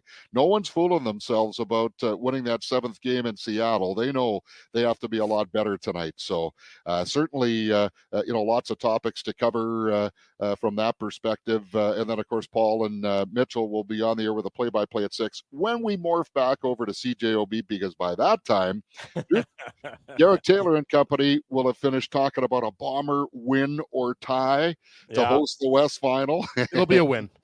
Oh, okay, guaranteed. No, I mean, no, guaranteed. No, Kelly, it's the opposite. The Ginsburg guarantee is the opposite. Yeah, no. This is not the Ginsburg guarantee. This is as a Bombers fan. They're going to win. Okay, fantastic. Well, if there ever was one. Yeah, and I think the way this team, with the Blue Bombers, if I can just throw a little football talk in, the way they've responded to the big games over the years. Remember a couple of years ago, they went into BC and Nathan Rourke was the talk, and Zach Collaros in the Blue Bombers just completely dominated that game. And so, there've been other instances as well where I think this team is very capable of rising to the occasion. So I think we'll see that today in Montreal. It just, there's no way the Alouettes can have the same hunger that the Blue Bombers do. They have nothing to play for. The Bombers have everything to play for. It's going to be a big, big day on 680 CJOB and Power 97. Kelly Moore, Jets game night host, thanks so much for joining us this morning. Always great to catch up with you, and we'll make sure we keep Manuk away from you moving forward. I understand you wanting a little bit of distance there. And Kelly, I just wanted to say one more thing. It's obviously a super busy day. I hope Kyle Milroy gets a little bit of a break. Obviously, we went to Kelvin High School, so I know Kyle really well. So hopefully he's getting the break these days. Yeah, no, he's going to be operating the game tonight, and he'll be keeping an ear open on that Bomber broadcast. But yeah, thanks for the timing, guys. It's perfect. I don't have to pay the second hour for the rental of that piano. I keep expecting Jim Toth to walk into the shot wearing a tuxedo and start playing like some Beethoven. Yeah. You know what? If Toth could play piano, boy, that would be a shocker, because I've seen him type. Kelly, thank you. Have a great day. Yeah, you bet, fellas. As always, I really appreciate the invite to come on with you guys. Take care. There he goes. Kelly Moore, 680 CJOB, joining us this morning on the Illegal Curve Hockey Show. Always great to catch up with Kelly. We're way over time for hour number 1. Hour number 2 comes up next, where we talk about the Jets and the Flames, and then John Goines breaks down the Jets' power play and aggressive nature to start the season with us in about 22 minutes time. It's a Saturday morning, the Illegal Curve Hockey Show. Drew Mandel, Dave Manuk, Ezra Ginsburg, presented by Play Now. It rolls on our YouTube channel and all of our social media platforms. We want to thank you for not betting with Play Now and choosing our illegal gambling site instead. Because we couldn't afford things like this without your money. So much of your money. Now, you might have questions like, Do our profits benefit your community? No. Or bet with Play Now, Manitoba's local legal and secure gambling site. Dining, entertainment, parking, and convenience, all in one spot. City Place is located in the heart of downtown Winnipeg, attached to the Canada Life Centre. Whether you're working, living, or out for a night in the downtown, make City Place your go-to destination before or after the fun finds you.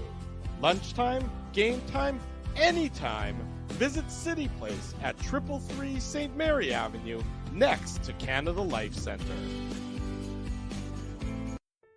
Holt Dental, the new official dentist of Illegal Curve, has a philosophy rooted in 2 unyielding principles: genuinely caring about patients and providing outstanding service. Being a patient of Holt Dental means more than just checkups and treatments. It's taking the time to listen and talk to each patient so they can achieve the best long-term health, functionality, and aesthetics for their teeth, mouth, and gums. Conveniently located at Grant Park Festival on Taylor Avenue, Holt Dental is dentistry of the highest quality in a comfortable and relaxed environment. For more information, visit holtdental.ca. Oh, And there's plenty of free parking at the front door, too. Celebrating its 40th year as Winnipeg's home for stand-up comedy, Rumors Restaurant and Comedy Club has recently been named Canada's top comedy club and a top 5 comedy club in North America. From birthday parties to date nights to fundraisers and everything in between, Rumors is your destination for the best and most affordable live entertainment Winnipeg has to offer. For more information on upcoming shows, Rumors' incredible promotions, and to purchase tickets, visit rumorscomedyclub.com. So you're a pizza person, you married a wing person, but somehow your kids are salad people. You can't pick your fam, but you can pick your BP meal deal, starting from $18.99 for takeout or delivery at bostonpizza.com. Welcome back to the Illegal Curve Hockey Show Saturday morning. We will remind you that on Monday afternoon, 12 noon, we're going to be live on location at City Place. Join us in the food court for a comprehensive preview of Monday's Jets Maple Leafs encounter in downtown Winnipeg, live from the food court. So if you are in the vicinity of downtown Winnipeg on Monday afternoon, be sure to join yours truly, Dave Minuk, Ezra Ginsburg, a live on location special noon hour broadcast coming up on Monday, and then all the additional dates you see there on your screen will be live at City Place throughout the course of this regular season, bringing you pregame shows on select dates. Big thanks to our friends at City Place for their continued support of Illegal Curve Hockey. Thrilled to get back there, get back in doing the shows there like we did for the playoffs last year. Going to be fun this coming Monday, right around 12 noon. Be sure to join us there for a comprehensive Jets Leafs preview. Super pumped about this because, as you boys know, this is my dream come true. I can eat Mexican, I can eat Indian food, I can get a Subway sandwich, I can get McDonald's, and also talk about hockey at the same time. So really, this is mixing my two favorite things together, talking hockey and eating food court food. Yeah, you left off heart disease, but that's also an added bonus that you're going to be able to get as well there, Ezzy. So that's exciting for all around. We're going to be there Monday afternoon. Go hard or go home, Drew. That's my motto. Hey, you got to fill that belly. You got to get through the rest of the workday by nourishment at noon hour to power through to your 1 o'clock nap. So I really appreciate that your dedication. No, but that's why there's a new stomach pumping outlet store that opened at City Place. So right after we're done the show, I'll just go for a quick stomach pump and then I'll go back to work. That's perfect. You can't go wrong then. It's like when you go to like Vegas or New Orleans now, and they have those places where you can just get an immediate IV the next morning to cure your hangover. I don't know if you guys have seen those. I could have used that on your bachelor party, Drew. Yeah, you could have. You're right about that. Dave's a Vegas denizen, so he knows all about the IV locations to get back up and on that horse to keep the party going in Sin City, if you will. I'm going to agree with C-Mac. This show is taking a weird turn. It always does, C-Mac. You know that. It always does. Jets tonight in action in Calgary against the Calgary Flames. Post-game show is going to be right around 8:45, 8:50. The Flames are really one of the big surprises early in this season. Yep. They had traded away a lot of their talent. They had a mix of some veteran guys who were probably overpaid, Jonathan Huberdeau namely. They had questions about goaltending, having traded Jacob Markstrom, but lo and behold, Calgary Flames, they're flying high 5-1-1 to start this season. And as Kelly mentioned, it's been a while since the Jets had any success in Calgary. Remember last year, if I recall correctly, they played, I think it was on Louis Riel Day, an afternoon game. Somebody on the Jets had a hat trick in a losing cause in Calgary. They were up by a 4-1 margin or a 4-2 margin, the Jets were, and they ended up losing, I think, 8-4 or 7-4. So it's been a while since the Jets had some success in Calgary. Yeah, and then who is doing well in net for the Calgary Flames right now? Undefeated Dustin Wolf, right, Dave? And we talked about it in the preseason, right? Remember we had Danny Austin on when the Jets had those preseason games against the Flames, and people were saying, well, he's a little bit undersized and he's really only put up fantastic numbers at the AHL level. Who does this kind of remind you of, Dave? Maybe a little bit of Thomas Milic, a guy who was WHL goaltender of the year, but isn't 6'4", and now look what he's doing with the Manitoba Moose, right, Dave? So I think there's some parallels between Dustin Wolf and Thomas Milic. And as I mentioned, Dan Vladar, easy for me to say, has been pretty good for the Flames as well. But yeah, you're right, Drew. I mean, this is a big, in addition to obviously the Jets being 7-0, and the Minnesota Wild, we should mention. I don't think they've lost in regulation yet, have they? No. Or they've only 5-0-2. 5-0-2. There you go. So the Wild, to me, are also a pretty big story because let's be honest, when you're talking about the Wild and the Flames, what were the expectations going into this season? Best case scenario, maybe they're a wild card team. Yeah. Like I still don't think, by the way, the Wild are making the playoffs, especially now that the Avalanche have woken up. I still think the Jets and the Stars and the Avalanche are the class of that division. We'll see what happens, though. But yeah, I mean, look, whenever you've got Jonathan Huberdeau and Nazem Kadri, and I would throw in Michael Backlund, the captain, he's been just a consistent player for the Flames for so many years. Mackenzie Weegar on the back end, and we talked about the goaltending's been pretty good. Not pretty good. It's been very good. We talked about it like. The thing with the Flames is, yeah, they're in a rebuild. Let's make no mistake about it. Whenever you trade, Andrew Mangiapane and you trade Jacob Markstrom, right? Like this Flames team knows that they're going to have to go through some tough times.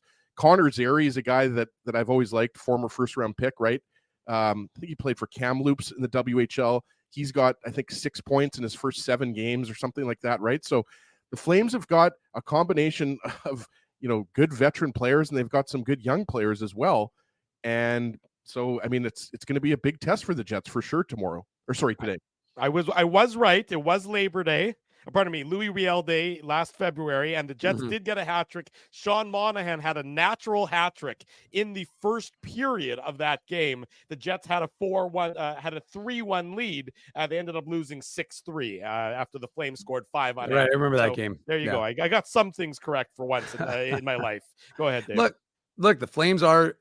And as he's right, the Wild are a shockingly surprising team. I did not expect the Wild to be 5-0-2, but the Flames, I don't think anybody expected them to be where they're at, just suffering their first regulation loss. So, I mean, this is a Calgary team that the pundits said they weren't going to be very good, but this is why you watch hockey, right? This is why we watch the games, because every year at the beginning of the season, well, it's like you hear these authorities say, well, this team's going to be garbage. This team's going to be garbage. And I'm like, I always laugh because I'm always like, well, then don't play. Why do we even have to watch the games? There's no point in playing. You already know they're going to be terrible. But thankfully, players don't listen to most of these guys, and they actually go out and play the games. You can't disregard the fact that, Dustin Wolf was a back-to-back AHL goalie of the year. That you don't get that by happenstance. That doesn't just, randomly occur that you're the best goaltender in the AHL 2 years in a row. So, and we've talked about it, right? It's always that question mark as to, what were the Flames going to do? Are they going to trade Jacob Markstrom and give Wolf that chance to kind of come in and see what he could do? And they've done that. And, so far, so good. 3 wins for him early in this season. And yeah, there's going to be some hiccups, but he's a very good goaltender. And yeah, clearly he's a little undersized based on the standard, or the average, I should say. But at the same time, he's showing that he can get it done. And again, the Flames aren't going down quietly. Now, do I expect this to maintain? No, I don't. But at the same time, and early in the season, only 6, 7, 8 games, depending on the team that's played. Or if you're the Devils, you've probably played 15 games by this point. But the fact of the matter is that their special teams 11 for the record. Well, is it okay? So that's, but it's pretty significant when you give the fact that the Jets have played 7 games, some teams have played 6 games, and you've already got a Devils team that's played 11. But look, the Flames have been good at home, 3-1-0. Their special teams aren't perfect, and again, we talk about it being early in the season. They're 25th on the power play, 24th on the penalty kill. So again, if you're looking at an area of exploitation, the Jets haven't been getting a ton of power plays, right? Like they only had one against the Kraken on Thursday in Seattle. And the fact of the matter is that this is going to be, that's probably the area you want to be able to exploit. So we'll see, Drew. You're right. Calgary plays them tough. Jets are going to have to be expecting a little physicality from these games. Tend to, not the Smythe divisions with Joel Otto and Neil Sheehy, but at the same time, there's still some mixing and matching when you go out to Western Canada. So Yeah. we'll see what it's like. But I expect it to be a good hockey game, and I expect it to be a close hockey game. Jets are a better possession team 5-on-5 than the Flames so far this season. Jets just under 50%. The Flames lower down closer to the 46% mark. I know a lot of people asking who's in net for the Jets. Well, there's no morning skate for the Jets today. No. So we won't know the answer to that till probably about Scott O'Neill, what he wouldn't say yesterday. Right. He wouldn't advise. He kept that to himself. I think, guys, I'm leaning towards Hellebuck. I think, like Comrie's only played one of the first 7 games, but that was 2 games ago. So if we're just basing it on kind of Hellebuck getting 4 of every 5 starts, I think you would just lean towards Hellebuck. That's just educated guess, or maybe in my case, an uneducated guess. Yeah, I mean, both of our guesses here are uneducated. I was thinking the opposite. I was thinking this might be a time where you get Comrie in for another contest. You get him, another His game. Home province. Yeah, you get Hellebuck Monday against the Leafs. That's the game, of course. That's anytime the Leafs, for better or worse, we can all hold our noses. But whenever the Leafs come to town, it's got a little bit of an extra juice associated with. It's got that cachet, game. baby. Yeah, there's some cachet there. Then, of course, Wednesday they go off to Detroit. So you would assume that is also going to be a. See, that's what I was thinking. Game. I was thinking Hellebuck starts tonight. Yeah, and he starts against Toronto.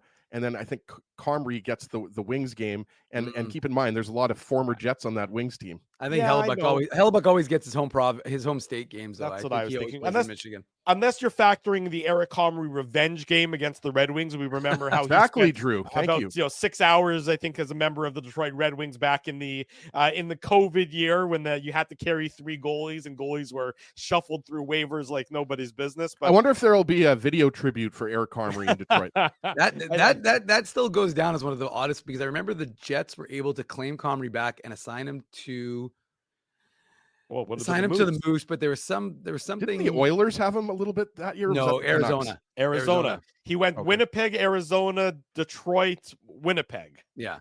And I remember we had him on the show when he came back to Winnipeg, and it was just like it was a complete whirlwind for him.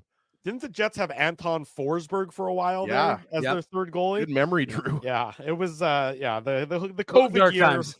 Yeah, it was a dark time. In fact, it was so dark it created the Illegal Curve post-game show, and that's a hurdle we still haven't been able to get over all these years later. There you go, Spency. He's saying the taxi squad. That's exactly what it was, where it was a little bit of chaos when it came to some roster juggling. It's funny because I saw Spency in a taxi last night coming home from the bar. The Jets need to, they've been good so far at matching their opponent and getting up for a game, and I think that this is going to be a similar occurrence. They know that Calgary's playing well, so I don't think there's any sort of sense of the Jets are going to get lulled into thinking that this Flames team has been, on paper a bit of a, expected to be a bit of a weaker team and things of that nature. Calgary's playing some great hockey. They're playing, they want to keep their good vibes going. They're not scoring as much as the Jets. They've got 26 goals in their 7 games. So the Jets are outscoring them. The Flames are giving up more goals than the Jets. Well, because every team in the league is giving up more goals than the Jets, basically. The Jets, under 2 goals against a game. So the Jets really have to, I think, have the mindset of continuing to do what they've been doing successfully. But I think better than they played against Seattle. The Seattle game was not their best effort of the season. They get away, obviously, with the victory. But I think that, they have to go with that mindset of similar to what they played against St. Louis, where they were, I thought, obviously not to start the game, but they got better as the game went on. And St. Louis was for sure more of a complete effort. I would agree with that. And look, I think Seattle, you guys know before the season started, not that my predictions mean anything. Right. They're not worth the paper they're written on, but I think they're a good team. I would say the Kraken are probably the second best team the Jets have faced after the Oilers. And I realize the Oilers have started off slow, but look, the Kraken, Minnesota, we're already a decent team. Yeah, I still put the Kraken, just me personally, I can't speak for you guys. I still have the Kraken I think they're a better team than the Blues are. The And Kraken impressed me with their game in transition. They were a very quick strike transition team. I don't know that that's Calgary. I don't think Calgary has that same speed to their game. I don't think they have that same sort of transition. And that's honestly where the Jets have struggled the last couple of years, is against those teams with the quick strike transition abilities. So I don't think that's Calgary. I mean, you know, Calgary's being You're going to see a lot more dump and chase and kind of working the puck down low from the Calgary Flames. Kenny and Mike? Sorry? What was that? He said dump and chase. Kenny and Mike. Oh, Kenny, I got you. Used to be Jason Bell and Mike, right? Yeah, but yeah, I think you're right. I mean, the Kraken are right up there as one of the faster teams. And that's why, guys, like, you look at a guy like Brandon Montour. Well, what's he really good at? He brings speed and puck rushing ability on the back end, right? Riker Evans, he was very impressive. Good young defenseman for the Kraken. And then you throw in guys like, you know, Matty Beniers and Jared McCann and Jordan Eberle. Like, look, I'm not picking the Kraken to win the Stanley Cup, and I don't think the Jets are afraid of the Kraken, no pun intended. But I'm just saying the Kraken were a good test for the Jets. And you're right. I mean, they really put together like 1.5 good periods of hockey in that game. But we talk about it all the time. They found a way to win, get that extra point, guys. Like, that's kind of, to me, a thing about this winning streak that's been lost a little bit. The Jets could easily be 4-0-3, and they still haven't played like their best hockey yet. That's the thing. Like, their best hockey was arguably in that first game against the Oilers, and we haven't seen it in like 3-period stretches really in a lot of these games, right? You talk about the Minnesota game, the Chicago game, the San Jose game, obviously that was a butt whooping. So maybe 2 of the 7 wins, Dave, you would say they dominated, but in the other 5 games, you know, find a way to win. But they've been finding a way to win, and they're not afraid of the Flames. Like, the Flames have been good to start the season at home, but the Jets know that, you know, if they play a similar way to the way they played in the second period against Seattle or in the second and third periods against St. Louis, they can beat the Flames. But the Flames are not a pushover. And I think at the beginning of the season, a lot of people thought the Flames would be, you know, a bottom feeder in the Pacific Division. But let's be honest, guys. I mean, the Stanley Cup winner could come from the Pacific Division easily, but that division is very top heavy. It's a pretty bad division at the bottom. Oh, no question about it. We talked about that, you know, and that's, you know, when we were doing our season preview, we talked about that, how you could very easily get, you know, after, you know, the Vegas, you know, after the Golden Knights and the Canucks, you know, there's a lot of, and the Oilers too, there's a lot of flotsam at the bottom of that division that a lot of teams can beat up on. The Sharks, the Ducks. What about Jetsam? You know, Jetsam, if you want to call it that. Isn't there a band, Flotsam and Jetsam, like a metal band? I'll tell you what, I see John Goins is getting ready to join us backstage. So why don't we go to break and we'll bring John in, talk about the Jets power play, talk about the Jets special teams and how that's translating to on-ice success. So don't go anywhere. More smarter Jets talk coming up next with John Goins. It's the Illegal Curve the Illegal Curve Hockey Show presented by Play Now on this Saturday morning.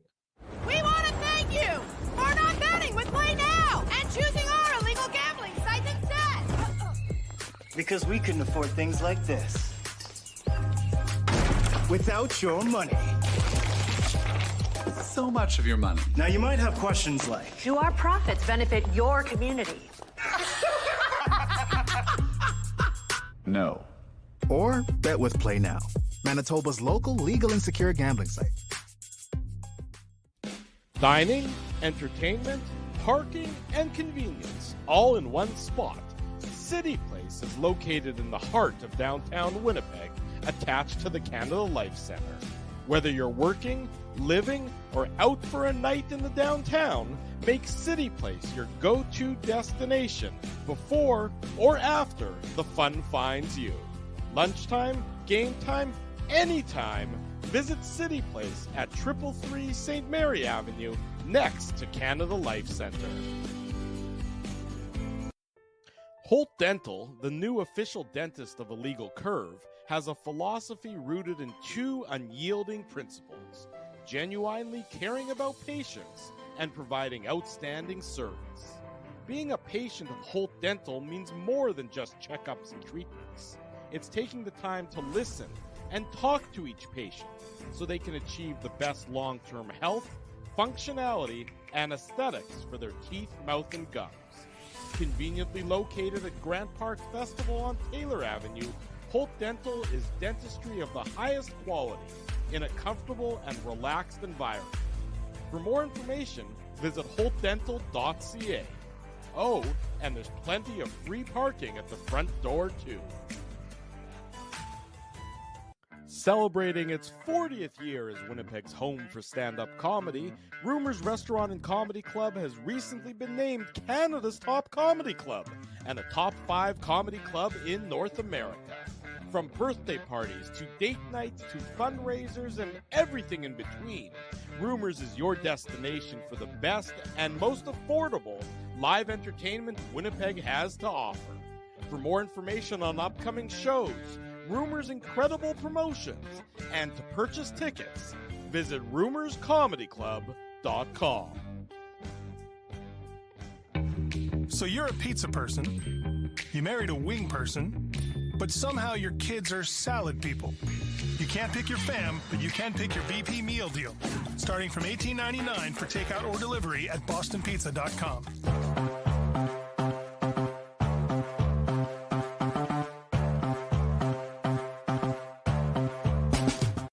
Bottom of hour number 2. Welcome back to the Illegal Curve Hockey Show presented by Play Now. Drew Mindell, Dave Minuk, Ezra Ginsburg with you. We're thrilled to welcome to the program from Daily Faceoff and TSN 690. He is the man behind the coach's room. John Goins joins us on the program. John, good morning. Thanks so much for joining us. How are you? I'm good, guys. Thanks for having me. That we appreciate you making time for us. You did a great breakdown. We've been tweeting about it, so we had to bring you on to talk about it. A great breakdown of the Winnipeg Jets so far this season and some of what they're doing on the ice and how that's translating into success. And we'll let you sort of delve deeper into it, John. But from my perspective, if I had to sum it up, sort of in a quick little pithy phrase, I would say controlled aggression is leading to success for the Winnipeg Jets. Yeah, I would agree. I mean, aggression comes in different forms. It's not about just putting people in the fourth row of the stands and ripping people's heads off and stuff like that. There are ways to be aggressive, just in how you close gaps, how you defend, how quickly you get pucks, but also how you protect pucks and make plays with a ton of poise. I think, the other rhetoric we hear from a lot of coaches, the two main things that stick out when a coach gets hired, we want to be the toughest team to play against, right? I mean, ad nauseum, I think if we all had a quarter, we'd all be billionaires. Right? And then the other one now for probably the last 8 or so years is we want to play fast. And the thing is at times you could see teams where there is no context to any of those types of buzz terminology. There is none, and you don't see it in their identity.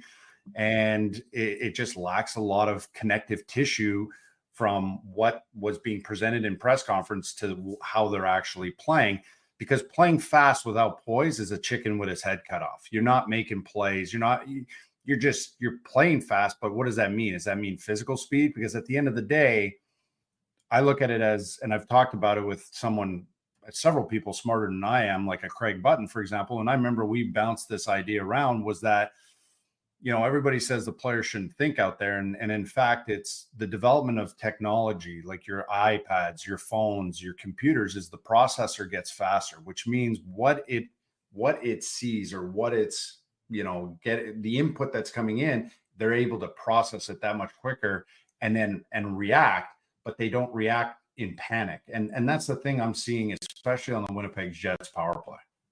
John, how important do you think it is to have so many interchangeable, talented players like the Jets have that can play in the bumper spot or move to the half wall and create motion? And obviously Gabe Velarde, we know that he likes to set up his office. His office he doesn't have to set it up. It's just there along the goal line. But how important is that? Because a lot of the focus was, Ehlers in the bumper position. And you mentioned on the Daily Faceoff breakdown with Tyler and Frank, Braden Point, right, who's one of the best in the league at it.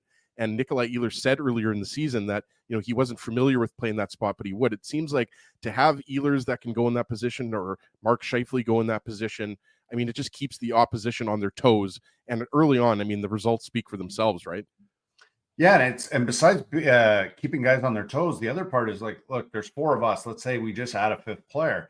Well, if Dave is supposed to be the bumper guy, but he recovers the puck in the corner, and I'm supposed to be the half wall guy. Do I go up to Dave and say, give me the puck and go back to your spot? You've just wasted 8, 12 seconds opportunities where it's like there's always an action reaction in this game. So if Dave is in a spot reacting to a loose puck and he recovers, it's that next what? Now what?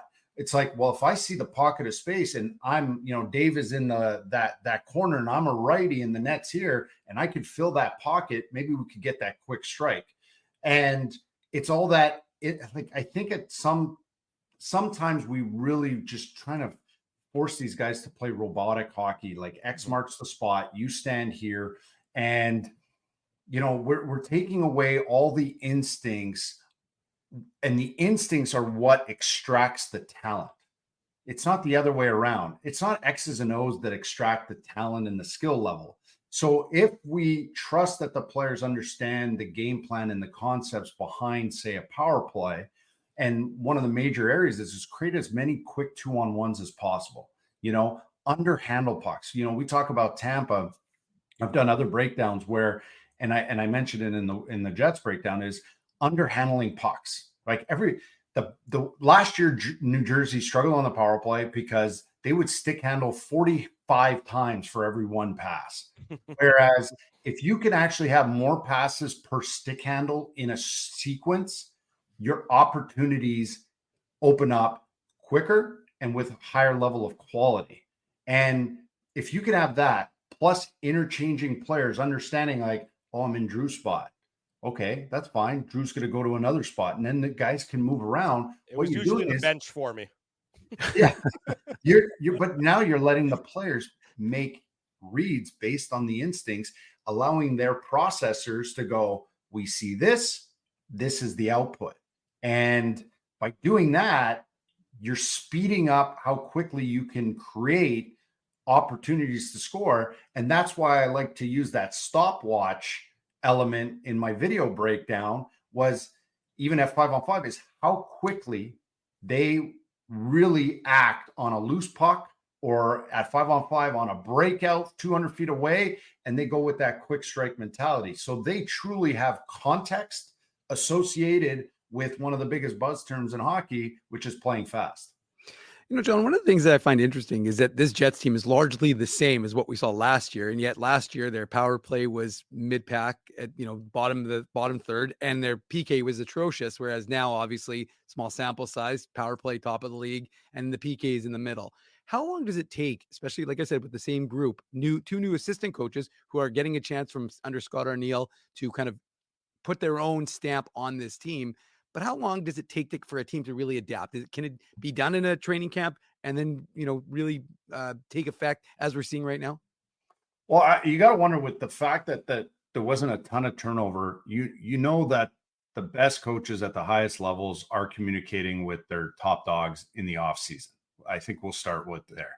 So I'm not going to pretend to know was Arniel or Marty Johnson or one of these guys, or Dean putting out video and trying to get input. I think one of the biggest misses a lot of times is going in at the highest levels, junior, college, and just going in and going, we're doing this, do what you're told. No, like you're at the highest levels.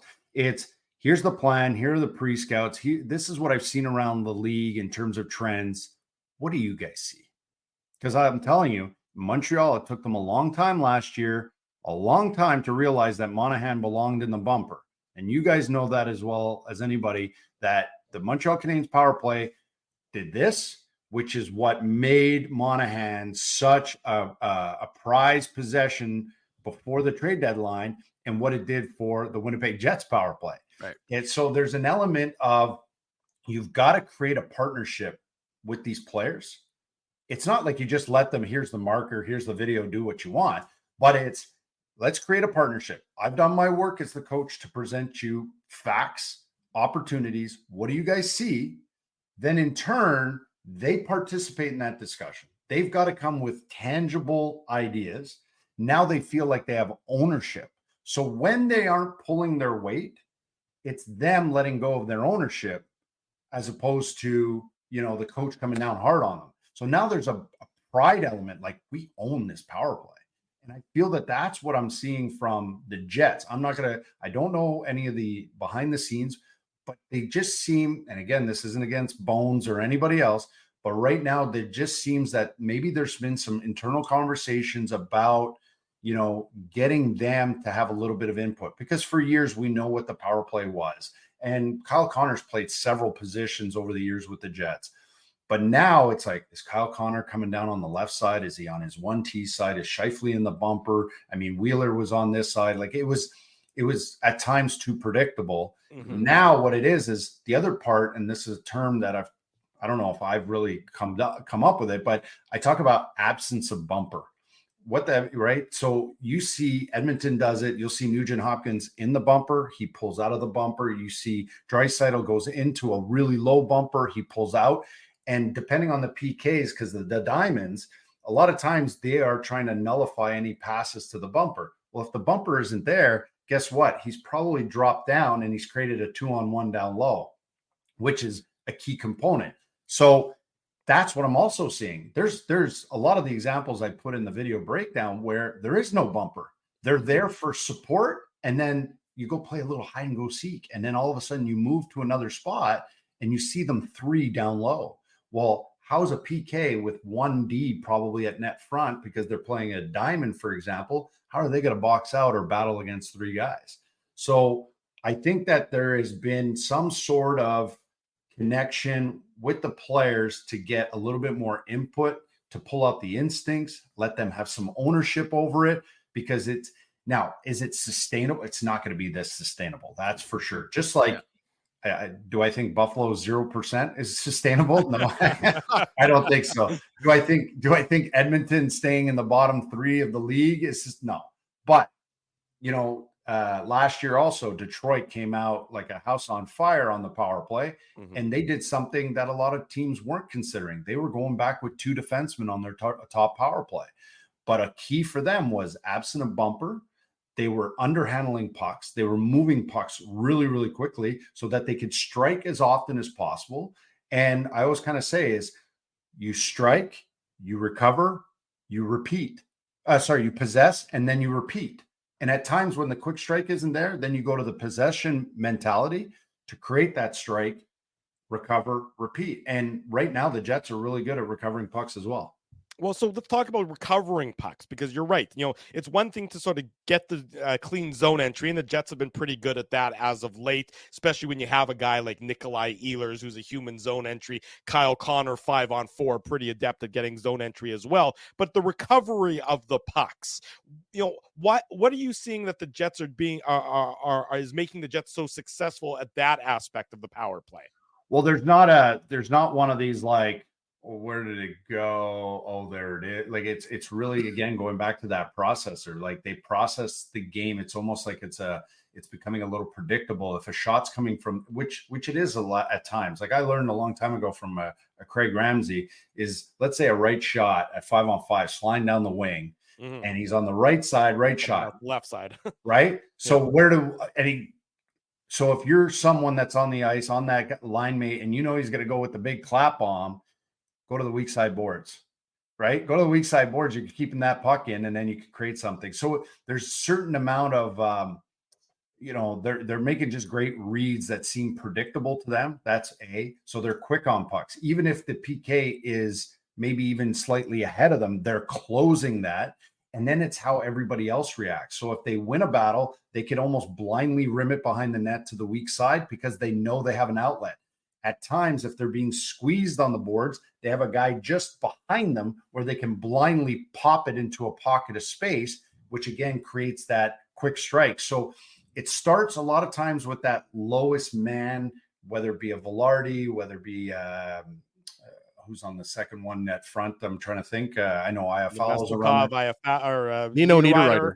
Nino Niederreiter, right? Yeah. So these are guys with wide frames, let's call it the way it is. Low, big butts, the big, right? Like the hockey frame, they get low and they protect that puck, but they know that they're going to get it, not to dangle out of the corner. They know they're going to be under pressure. It's how quickly they can rim release, pop it into a space, but if need be, hold on to it until they have support. Yeah, John, I just wanted to stick on the power play here for a second, because obviously, this has been a hot button topic here for not just a couple years, going back many years with, Nikolai Ehlers not getting enough first power play ice time. And I wanted to ask you as a coach, how hard is that for the opposition when basically there's not a real drop off from the first power play unit to the second power play unit? Obviously, the talent is higher with Scheifele and Connor and Ehlers on the top power play unit. But Nino Niederreiter, asked these guys, like, before the Jets acquired Nino Niederreiter, he was a guy that I was saying, obviously, I just throw out guys all the time, Dave, and pardon me, John, and I get lucky once in a while, but Niederreiter just has been such a perfect fit, because not only has he been great at even strength with Lowry and Appleton, but he goes out there on the second power play unit and he scored against Seattle. It didn't count as a power play goal, but for all intents and purposes, 3 seconds had passed since the power play expired. So it was really a power play goal if you want to, really get technical here. But it just seems like a guy like Niederreiter, Neil Pionk on the back end, like they're just how I guess long-winded answer. Sorry, John, here, but I've had a little bit of coffee to drink. But how hard is that for the opposition when you can put out a second power play unit that's just as dangerous as the first power play unit? Well, it's tough because everybody talks about matchups, and the thing with matchups, it's not what it used to be. However, as a PK, you get that opportunity, right? So power play is getting called. The referee tells the power play, what side do you want the face off? And then they go to the PK team. All right, you got to send your boys. And typically you see, okay, we're starting on that side. Typically you're getting the first PK unit. But the reality is some teams, if they don't have that luxury, because right now they're basically getting 50% of their power play goals from both units, right? Each. I'm looking at Ottawa numbers. I'm looking at other teams, and it's more like 70-30, 80-20, 90-10. It's not typically that evenly distributed. So what that does is, let's say those top dogs on the first unit, let's say they just had a shift. Maybe they got dragged out, and what do most teams do? They're like, well, shit, we got a first power play. We got to send the first power play unit, and they might be half in the bag. Well, this goes, we can send the freshest unit. That's number one. We could send the freshest unit physically and mentally on every first face-off for a power play. That's a huge help. But the fact that now they are scoring at basically an equal pace, now there becomes also a bit of an internal competition, a healthy competition. Because if the first power play doesn't go like, oh man, we gotta drag this out. We gotta drag this out. And they're not. They're going out there 55, 60 seconds. They're not going 90 seconds, 80 seconds, because they know, hey, we got to trust those guys because they're doing just a good enough job. And if PP2 starts, it's not going to be like, coach, what the hell are you doing? It's going to be like, oh man, like this is where we're at. It's a luxury. It's a luxury. Now, will it stay 50-50? I doubt it. You mentioned Neil Pionk. I was raving about Neil Pionk in that breakdown. He's consistently that 35-point D-man. I think if he continues on this pace, he could push for 45, but he also underhandles pucks. He skates really well. He doesn't overcomplicate things. He's got that great sifter of a wrist shot through crowds. And when you have two units like that, even if at the end of the year it's 65-35, that's a massive, massive luxury to have. Look around the league where some teams, their first power play unit might even have more talent than Buffalo. I mean, look at Buffalo. I mean, Buffalo 2 years ago was top 10 in the league. Last year, it was like absolutely dropped. And now they're starting the year at 0%. I went through this as a coach when I went to Baie-Comeau. They had a lot of guys that wanted to stand in one spot. They just wanted to stand in one spot. I wanted movement. We started with 8% in the first 15 games. We went through analytics. I consulted with an analytics person. We looked at the video, said, guys, we're almost there. The next 50 games, we were over 30%. But you needed that buy-in a little bit as well.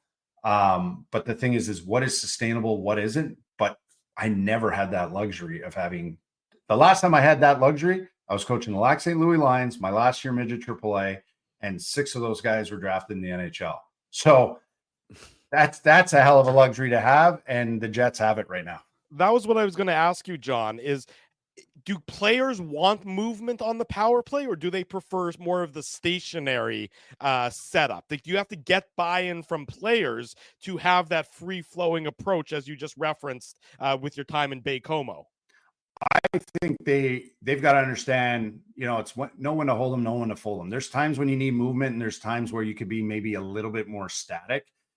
The reality is, too many of these young players, male and female, have been turned into robots from the young ages of Adam, Pee Wee, Bantam. I see it today, and it's X marks the spot, and Drew has to be here, and Dave has to be here, or else. And it's a putrid way of developing young hockey players. It drives me absolutely bananas. And so when, let's say, the guys would come to midget AAA, we would get guys to play all kinds of positions. We'd have guys that were dominant provincially at their age level to play different spots, to play net front. Well, I'm a half wall guy. Good. I didn't see that on your birth certificate anywhere.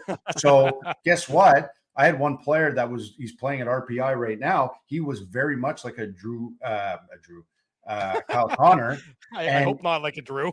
No. And he was like, and when I showed him at that time where Connor would play net front and goal line, and then sometimes end up on the flank. And he was like, you know what, coach, now I see it. I'm in. And it was like little things like that, where you can't just ram it down their throat. You got to come up with tangible examples. Now you go to Baie-Comeau. They had a big year the year before. Now they're static. Nathan Legare had scored 40 goals in his draft year, and he wanted to play the Ovechkin spot. Well, as we've seen, Washington, I'm not talking about this year, and I'm not even talking about the second half of last year, but for about 2.5 years, that power play dropped dramatically because you shade over to one guy, and if Backstrom's not in the lineup, then Kuznetsov is not as relevant anymore because they don't have their exchanges. Then Oshie, you can't get Oshie open up as much, and their power play dropped dramatically. So there has to be, you got to practice, and you got to say, we're okay with the power play not putting up big numbers early and often.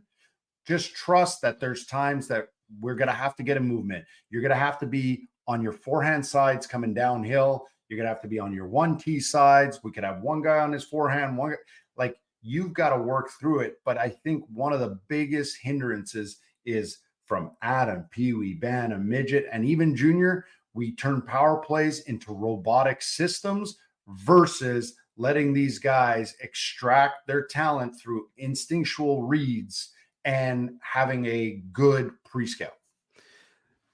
Really good insight there, John. And I just have a quick question for you in terms of what your thought process is in terms of using high-end guys on the PK. Like, there was a lot of talk in training camp, Mark Scheifele, Kyle Connor, they were going to be used on the PK. Not so much so far early in the season, but just from your perspective, first of all, is that a tough sell to get guys like that to say, listen, we're going to need you to play in this role? And also, what is your thought process on using high-end guys like that in a PK?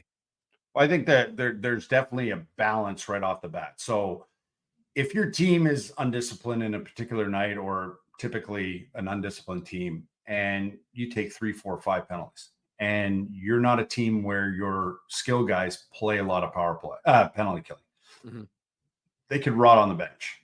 There's that element, right? Now they're getting pissed. They're just sitting there, and now again, it depends on the depth of your forward group. So can you start with your Lowrys, for example, and I guess Appletons and guys like that, and then say the last 20 seconds, get Scheifele over the boards, get Connor over the boards, because you're out against a tired power play, and you're probably out against the second power play unit, or you're even up against the power play unit going, oh man, let's get off. We got to go to 5-on-5 soon, and you catch them in a bad line change. The other element is really good offensive players can instinctually know, oh, I know what that guy wants to try. So they could bait them by putting their stick here, but boom, they cut it off over here. So again, you got to know your group. I did a Colorado breakdown last year, and they had when they got Trennan and Duhaime and guys like that, and they filled their bottom 6, it allowed them to alleviate and take a bunch of time away from McKinnon, Rantanen, guys like that. And I remember doing, I think it was about 5 out of their top 6 forwards, or 4 out of their top 6 forwards, average 0 to 6 seconds of PK per game in a stretch where they really got hot in the second half of the year, which gave them a lot more, fuel in the tank.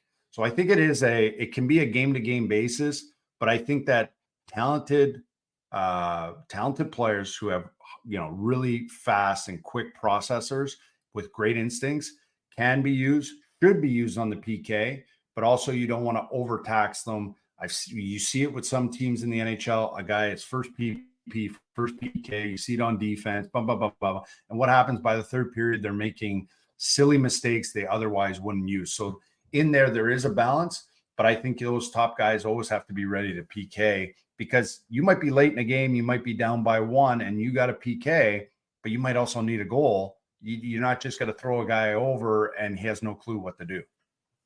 John, just one last question for you here, and it's not, I know we're a Jets show, but this isn't a Jets related question, but we mentioned you were the head coach of Baie-Comeau and obviously Cape Breton as well. And I wanted to ask you about Ivan, who I saw is the first player to ever have the same first name and last name in the NHL, but obviously you coached him and you had a part in his development. I mean, how nice was that to see him score his first NHL goal for the Avs? Well, it's awesome. And it's awesome in the scenario that it's in, right? With the Avs having so many injuries up front. And funny enough, another former player plays on that power play unit, which is Jonathan Drouin. And here goes Ivan. And I know his agent quite well. Ivy was, he was a guy who came in his first year in Cape Breton when I was actually in Baie-Comeau, and they had a loaded team. So he wasn't getting many offensive, like a lot of power play, definitely wasn't getting PK. Then COVID hit. He didn't come back over for a bit, and then he came back over. They were the worst team in the CHL. We went in there, and like the guy eats, breathes hockey, eats, breathes training, doesn't take a day off. And, there were some things that I wanted to help him open up. And one of the things was PK. And so it kind of lends itself to a highly skilled guy playing PK. Mm-hmm. But then when we went to power play, here's a guy who was always playing the same spot, and always shooting the same way. And after a while, it's like, no, let's get you here. Let's get you there. Let's get you interchangeable. And it was really cool to see, because he started on the fourth line, and he started seeing him play in different, more responsibility, if you will. And considering where Colorado started those first 4 or 5 games, and now where they're trending, and to see him score a power play goal assisted by Nathan McKinnon, that's a really cool feeling for him. I texted him, told him I was proud of him, and, just keep doing what you're doing. But here's an undrafted player who skates really well. He's got some solid instincts. And I think a lot of teams might kick themselves here in the next year or two that they didn't take a swing at him. Okay, John, as he said the last question, but he's lying, because I've got one more for you. I have too much to talk about with you, John. Well, no, but this is not Jets related, but it is tied to the Manitoba Moose, of course, because former Moose coach Pascal Vincent, who is now the head coach in Laval, his hometown. You, of course, cover the Laval Rocket. They're 4-1 to start the season. How is the former Jets assistant coach, Moose head coach, doing with Laval? He's got them playing, we go back to what we started talking about, playing fast. He's got them playing really fast. You should see their power play right now. These guys are moving the puck around. There's not that much body movement, like player movement, but the way these guys are zipping the puck around, our play-by-play guy, Sean Campbell, who also does the Montreal Alouettes, he didn't do the first home game the week before, and I warned him. I said, watch, you're going to see. And then the first power play came up last night, and it was like, bang. It was like 3 chances in 13 seconds. Goes down the other way, and he's got them playing fast. He has them defending quickly. It's still a very young team. They had some nice pickups, guys that I didn't really know, Zach Hayes and guys like that on defense. But he has them playing really connected in all facets of the game. Their power play numbers are up. Their PK numbers are way up. Again, small sample size, but so far he's got these guys playing on their toes. And, even from last night, they were up 3-0. They let Utica crawl back, make it 4-3. You could tell. Like, I look at the bench. What's one thing I like to do as a color analyst is look at the coaches' reactions on certain things. And I mentioned it. I go, well, Pascal's got to have several teachable moments here for video sessions, whether it be as a team or certain young guys. But that's what he is at heart. He is a teacher, and he's going to take that time with those players, and they're just going to get better, and they're going to benefit from his experience. John Goins is a Habs and Rocket analyst on TSN 690, does great video breakdown in the coach's room for Daily Faceoff. John, appreciate your time. Appreciate that great insight into the Winnipeg Jets. Thanks so much for joining us this morning. Have a great rest of your Saturday. Have a great weekend, guys. Thanks for having me. Take care, John. Thanks Cheers, so John. much. There he goes. That was a great guest, great insight. I saw somebody in the chat say they were going to go back and listen to that clip, that segment 3 or 4 times as he broke down so much of the good that's happening with the Winnipeg Jets. We'll have that available for you. It's in the podcast. It'll be in the immediate replay on YouTube. Great insight from John Goins about the Winnipeg Jets and a lot of their success so far this season. I'm going to bid you both adieu. I'm going to bid everyone adieu. I see Ruben's in the room now. We got our third. We don't need you anymore. There you go. You don't need me. I'll let you guys wrap the show. We'll see you for post game later on tonight. Thank you, everyone. David's still here. Ezzy's still here. The kids are still here. The party rolls on. Dave M, take it over from me, my friend. All right, let's go. No Are you guys ready for a Manuk Moose Minute? Yeah. Is that what they're saying? They're saying hit the bumper. Is that what the boys want a Manuk Moose Minute, Dave? Well, I give the people what they want as best I can. So let's get right into it. The Manuk Moose Minute coming your way. Put on your antlers. It's time for the Manuk Moose Minute on the Illegal Curve Hockey Show. Well, okay. Well, we're gonna have to mute Ezzy's mic. Just the kids won't know that it's muted, so they'll just think that they're being talking to Ezzy's kids. But there's nothing really Moose related to talk about yet. This is an afternoon game. In about 3 hours, I'll be joining Daniel Fink on the broadcast, as Drew said, on the 680 digital, 680cgob.com website. So you can listen to us call and talk about that Moose game. That'll be 2:00 start. We don't know the lineup yet. As soon as I do, I will tweet that out from the IC Dave account, of course. But there's a lot of excitement for the home opener, and a lot of guys, especially a lot of the Manitoba guys. We talked about it. Dawson Barteau from Fox Warren and Mark Lewinsky from Dauphin.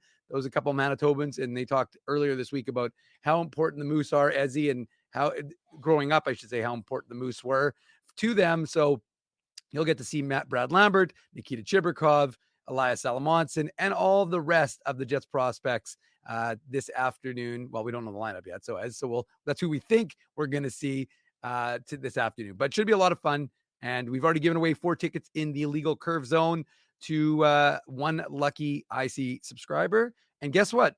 4 more tickets are available. I should go like this. 4 more tickets, Ezzy, are available for Sunday's game. I offered them someone. They haven't gotten back to me. Well, that's the cutoff. The show's ready to go. I mean, I can give them away at the post-game show. If you want to go, send me an email, dave@illegalcurve.com, or IC Dave on Twitter if you'd like to go see the Jets of the future today. So in the present. And that will be at 2:00 start. And then, if you want to go see them tomorrow at 2:00 as well against the Rockford Ice Hogs. And Dave, sorry, I had Ruben and Ariella both with my headphones on, so I'm not sure if you mentioned that it's the Hockey 101 game. So there's going to be I have not yet. Lots. That's a new initiative. That's tomorrow. Oh, sorry, that's tomorrow's game. Is the Hockey 101 game. So sorry, I misspoke. But I know that Hockey Manitoba is going to be on the concourse level. I told you that, Dave, off air.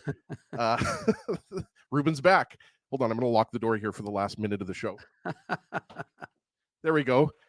That's why I do the show most of the time at your house, Dave. Like people always ask me, like, why do you always do the show at Dave's house? Well, if I don't lock the door or go to Dave's house, Ruben and Ariella make an appearance on the show. But I know that the chat was loving it, especially Spency, who I'm going to ask to babysit the kids pretty soon. So no, but I mean, just going back to the Hockey 101 game, there's going to be a little bit of a different thing they're doing with welcoming a lot of newcomers. Folks that are English isn't at their second language. So I know speaking to Jeff Major, who Dave works for News, there's going to be lots of newcomers. And like I mentioned, Hockey Manitoba is going to be on the concourse level. So if you have an opportunity, stop by, talk to Dustin and Shay, my coworkers at Hockey Manitoba, find out what we do. There's a lot of exciting things that we've got going on for grassroots hockey. So, I mean, with the Jets playing, the Moose playing, the Bombers playing, I mean, there's nothing better. The Dodgers picked up the big win, Dave. Like, great time of year. Yeah, that was a hell. We talked about that before the show got started. That was, I've cut ties with baseball. I haven't been watching very much, but I got to tell you, I watched part of the World Series, and that was a phenomenal way to conclude that game. So that was a lot of fun. And the Jets prospects, Kevin He named the 19th captain of the Niagara Ice Dogs. I've already mentioned that, of course, but he and Colby Barlow went head to head. I didn't realize, by the way, on that first goal that Kevin He scored, Barlow actually got the assist inadvertently. He put the puck in front of the net. He intercepted it and then put it into the back of the net. Well, they are buddies, so maybe he's just like, I want to see you, continue racking up the points, right? Exactly. So that was it. Marcus Lopinen, the 2024, I think, was he a fifth rounder or fourth? He was rounder? Fourth. Yeah. Yeah, I think so. I'll check. I'm not sure. It's funny. I should know since I'm pretty sure I tweeted it yesterday. But regardless, Marcus Lopinen, he had a goal and assist for Victoria. Other than that, it was a quiet night for Jets prospects in the OHL. Kevin He, Kieran Walton, Colby Barlow, and Jacob Julian. They were all shut out yesterday. Lopinen's a fifth rounder, Dave. You're right. Fifth rounder. Okay, good. Yep. And then Lopinen had 1 goal, 1 assist for Victoria in a loss. Brandon Yeager and his Medicine Hat, Moose Jaw Warriors, they got shut out by Tij Aginla, who had, I think, a hat trick. And well, it's amazing when you don't have Jagger, Furcus, and Denton Matejchuk on the team, right? There's a bit of a drop off. Yeah, exactly. So they were shut out. So nothing for Yeager. And then Connor Levis, I think it was weird. He had him. With the Vancouver Giants, they said he had a goal, but then nothing was posted. And then Alphonse Frey, the 2024 second rounder, as he scored his first goal for his Swedish team back overseas. He's playing in the Hockey Alskevarn or whatever. I don't know how to pronounce it properly, but basically the second tier of Swedish hockey. And then all the other prospects will be back in action tonight. And Zach Naring will be playing for Western Michigan. So keep up to date with all of the draft picks of the Winnipeg Jets, usually in note number 3 or 4 in the morning papers or on my Twitter account. By the way, if we need someone to come on and to pronounce Swedish words, my only Swedish friend, shout out to Alexandra Kleiman, who used to work at Hockey Manitoba. We can have her on because she's fluent in Swedish. Or former Moose play-by-play voice, Mitch Peacock, who is actually covering a lot of the Swedish hockey. Is he fluent in Swedish? I don't think he's fluent in Swedish, but he is he knows a few things. Yeah. He's a stickler for names, Ezzy. So we'll I know how to pronounce it's Linköping. There you go. Can pronounce that. Look at you. Well done. A few things. Hey. I knew Tings. I know that from IKEA. Hey. I knew Tingswood only because that was David Gustafson's hometown and where he was playing during the bubble year or the lockout year, whatever not lockout, but during COVID and stuff like that. So Swedes produce a lot of good things: hockey players, meatballs, furniture, cars, right? Volvo. Yeah, good call by you. Love Sweden. Nothing but love for Sweden. There you go. As he's got love for Sweden, he's got love for everyone. We've got love for all of you. Thank you for spending your Saturday morning here on the Illegal Curve Hockey Show. We won't be long without another one of our broadcasts because the Illegal Curve postgame show sometime around 8:40 p.m. after the Jets and Flames have done battle in Calgary. Our big thanks to Kelly Moore. He's fantastic. I could listen to Kelly talk all day long about anything. Manitoba Hall of Famer Kelly Moore. He could literally talk about his favorite color for an hour, and I'm going to listen to it. He's got that voice. For sure. So Kelly Moore, thanks. And John Goins. I like when I watched the video on Daily Faceoff and I posted it, of course, on illegalcurve.com, I knew we had to have John on. And John and I were just messaging and I said, okay, well, we got to have you on because that video was so good. So insightful. Check it out if you haven't, because I know you posted it, Dave, and I know we got a lot of action on that post because the power play obviously has been such a early part of the success, right? So check that out. John knows what he's talking about. He's a former QMJHL coach, and he's a great guest. So hopefully we'll have him on again this year. Yeah, absolutely. So he provided a lot of insight. We hope you were able to glean quite a bit, and hope you smash that like button before you head out for the rest of your day. Leave comments on these videos. I try and respond as best I can, except for dispensies because sometimes they're a little silly. And then, you mean God's gift to YouTube? Well, that's sometimes, Ezzy. And of course, make sure you are subscribing to this channel and help this channel grow and get out to a wide audience. The other thing I was going to ask folks is our Facebook page. We get a lot of information, a lot of stuff that's coming on illegalcurve.com. Make sure you're liking it. Make sure you're following it. So make sure the social media for IC, let's not leave that stuff in the dust, the Twitter, the Instagram, and TikTok. Facebook. For you youngsters out there, follow yeah. Illegal Curve on TikTok, because it's we're let's be on honest, there. it's a young person's game. We're in our 40s, Dave. Yeah. So we're more into Facebook and Microsoft Word and Excel and those types of things. Yeah. But for those youngsters on TikTok, make sure that you're following us, because we've got over 1,000 followers. We've doing okay. slowly built it up, and I know you post a lot on there, Dave. Yeah. Richie the Bauer rep, that Ehlers clip you posted on there. So make sure you're following at Illegal Curve on TikTok as well. All right, there you go. Anyways, a big thank you to all the sponsors of Illegal Curve who make the post-game show, the Saturday show, and the website a possibility. They are, in no particular order, Play Now, Rumors Restaurant and Comedy Club, Holt Dental, City Place, Boston Pizza, Seagram's. Support these fine businesses because of their continued support of Illegal Curve Hockey. All right, folks. Well, that is it for Ezzy and I and Drew, who was with us for most of the show. We are next in action in just a few hours. So enjoy the rest of your Saturday. Lots of sports, Bombers, Moose, and then the Jets. We'll be back in a few hours. Have a great rest of your day. Thanks for listening to this broadcast from Illegal Curve Hockey. For more great Illegal Curve content, subscribe to the Illegal Curve YouTube channel, follow at Illegal Curve on Twitter, Facebook, and Instagram, and visit your online home for hockey in Winnipeg, illegalcurve.com.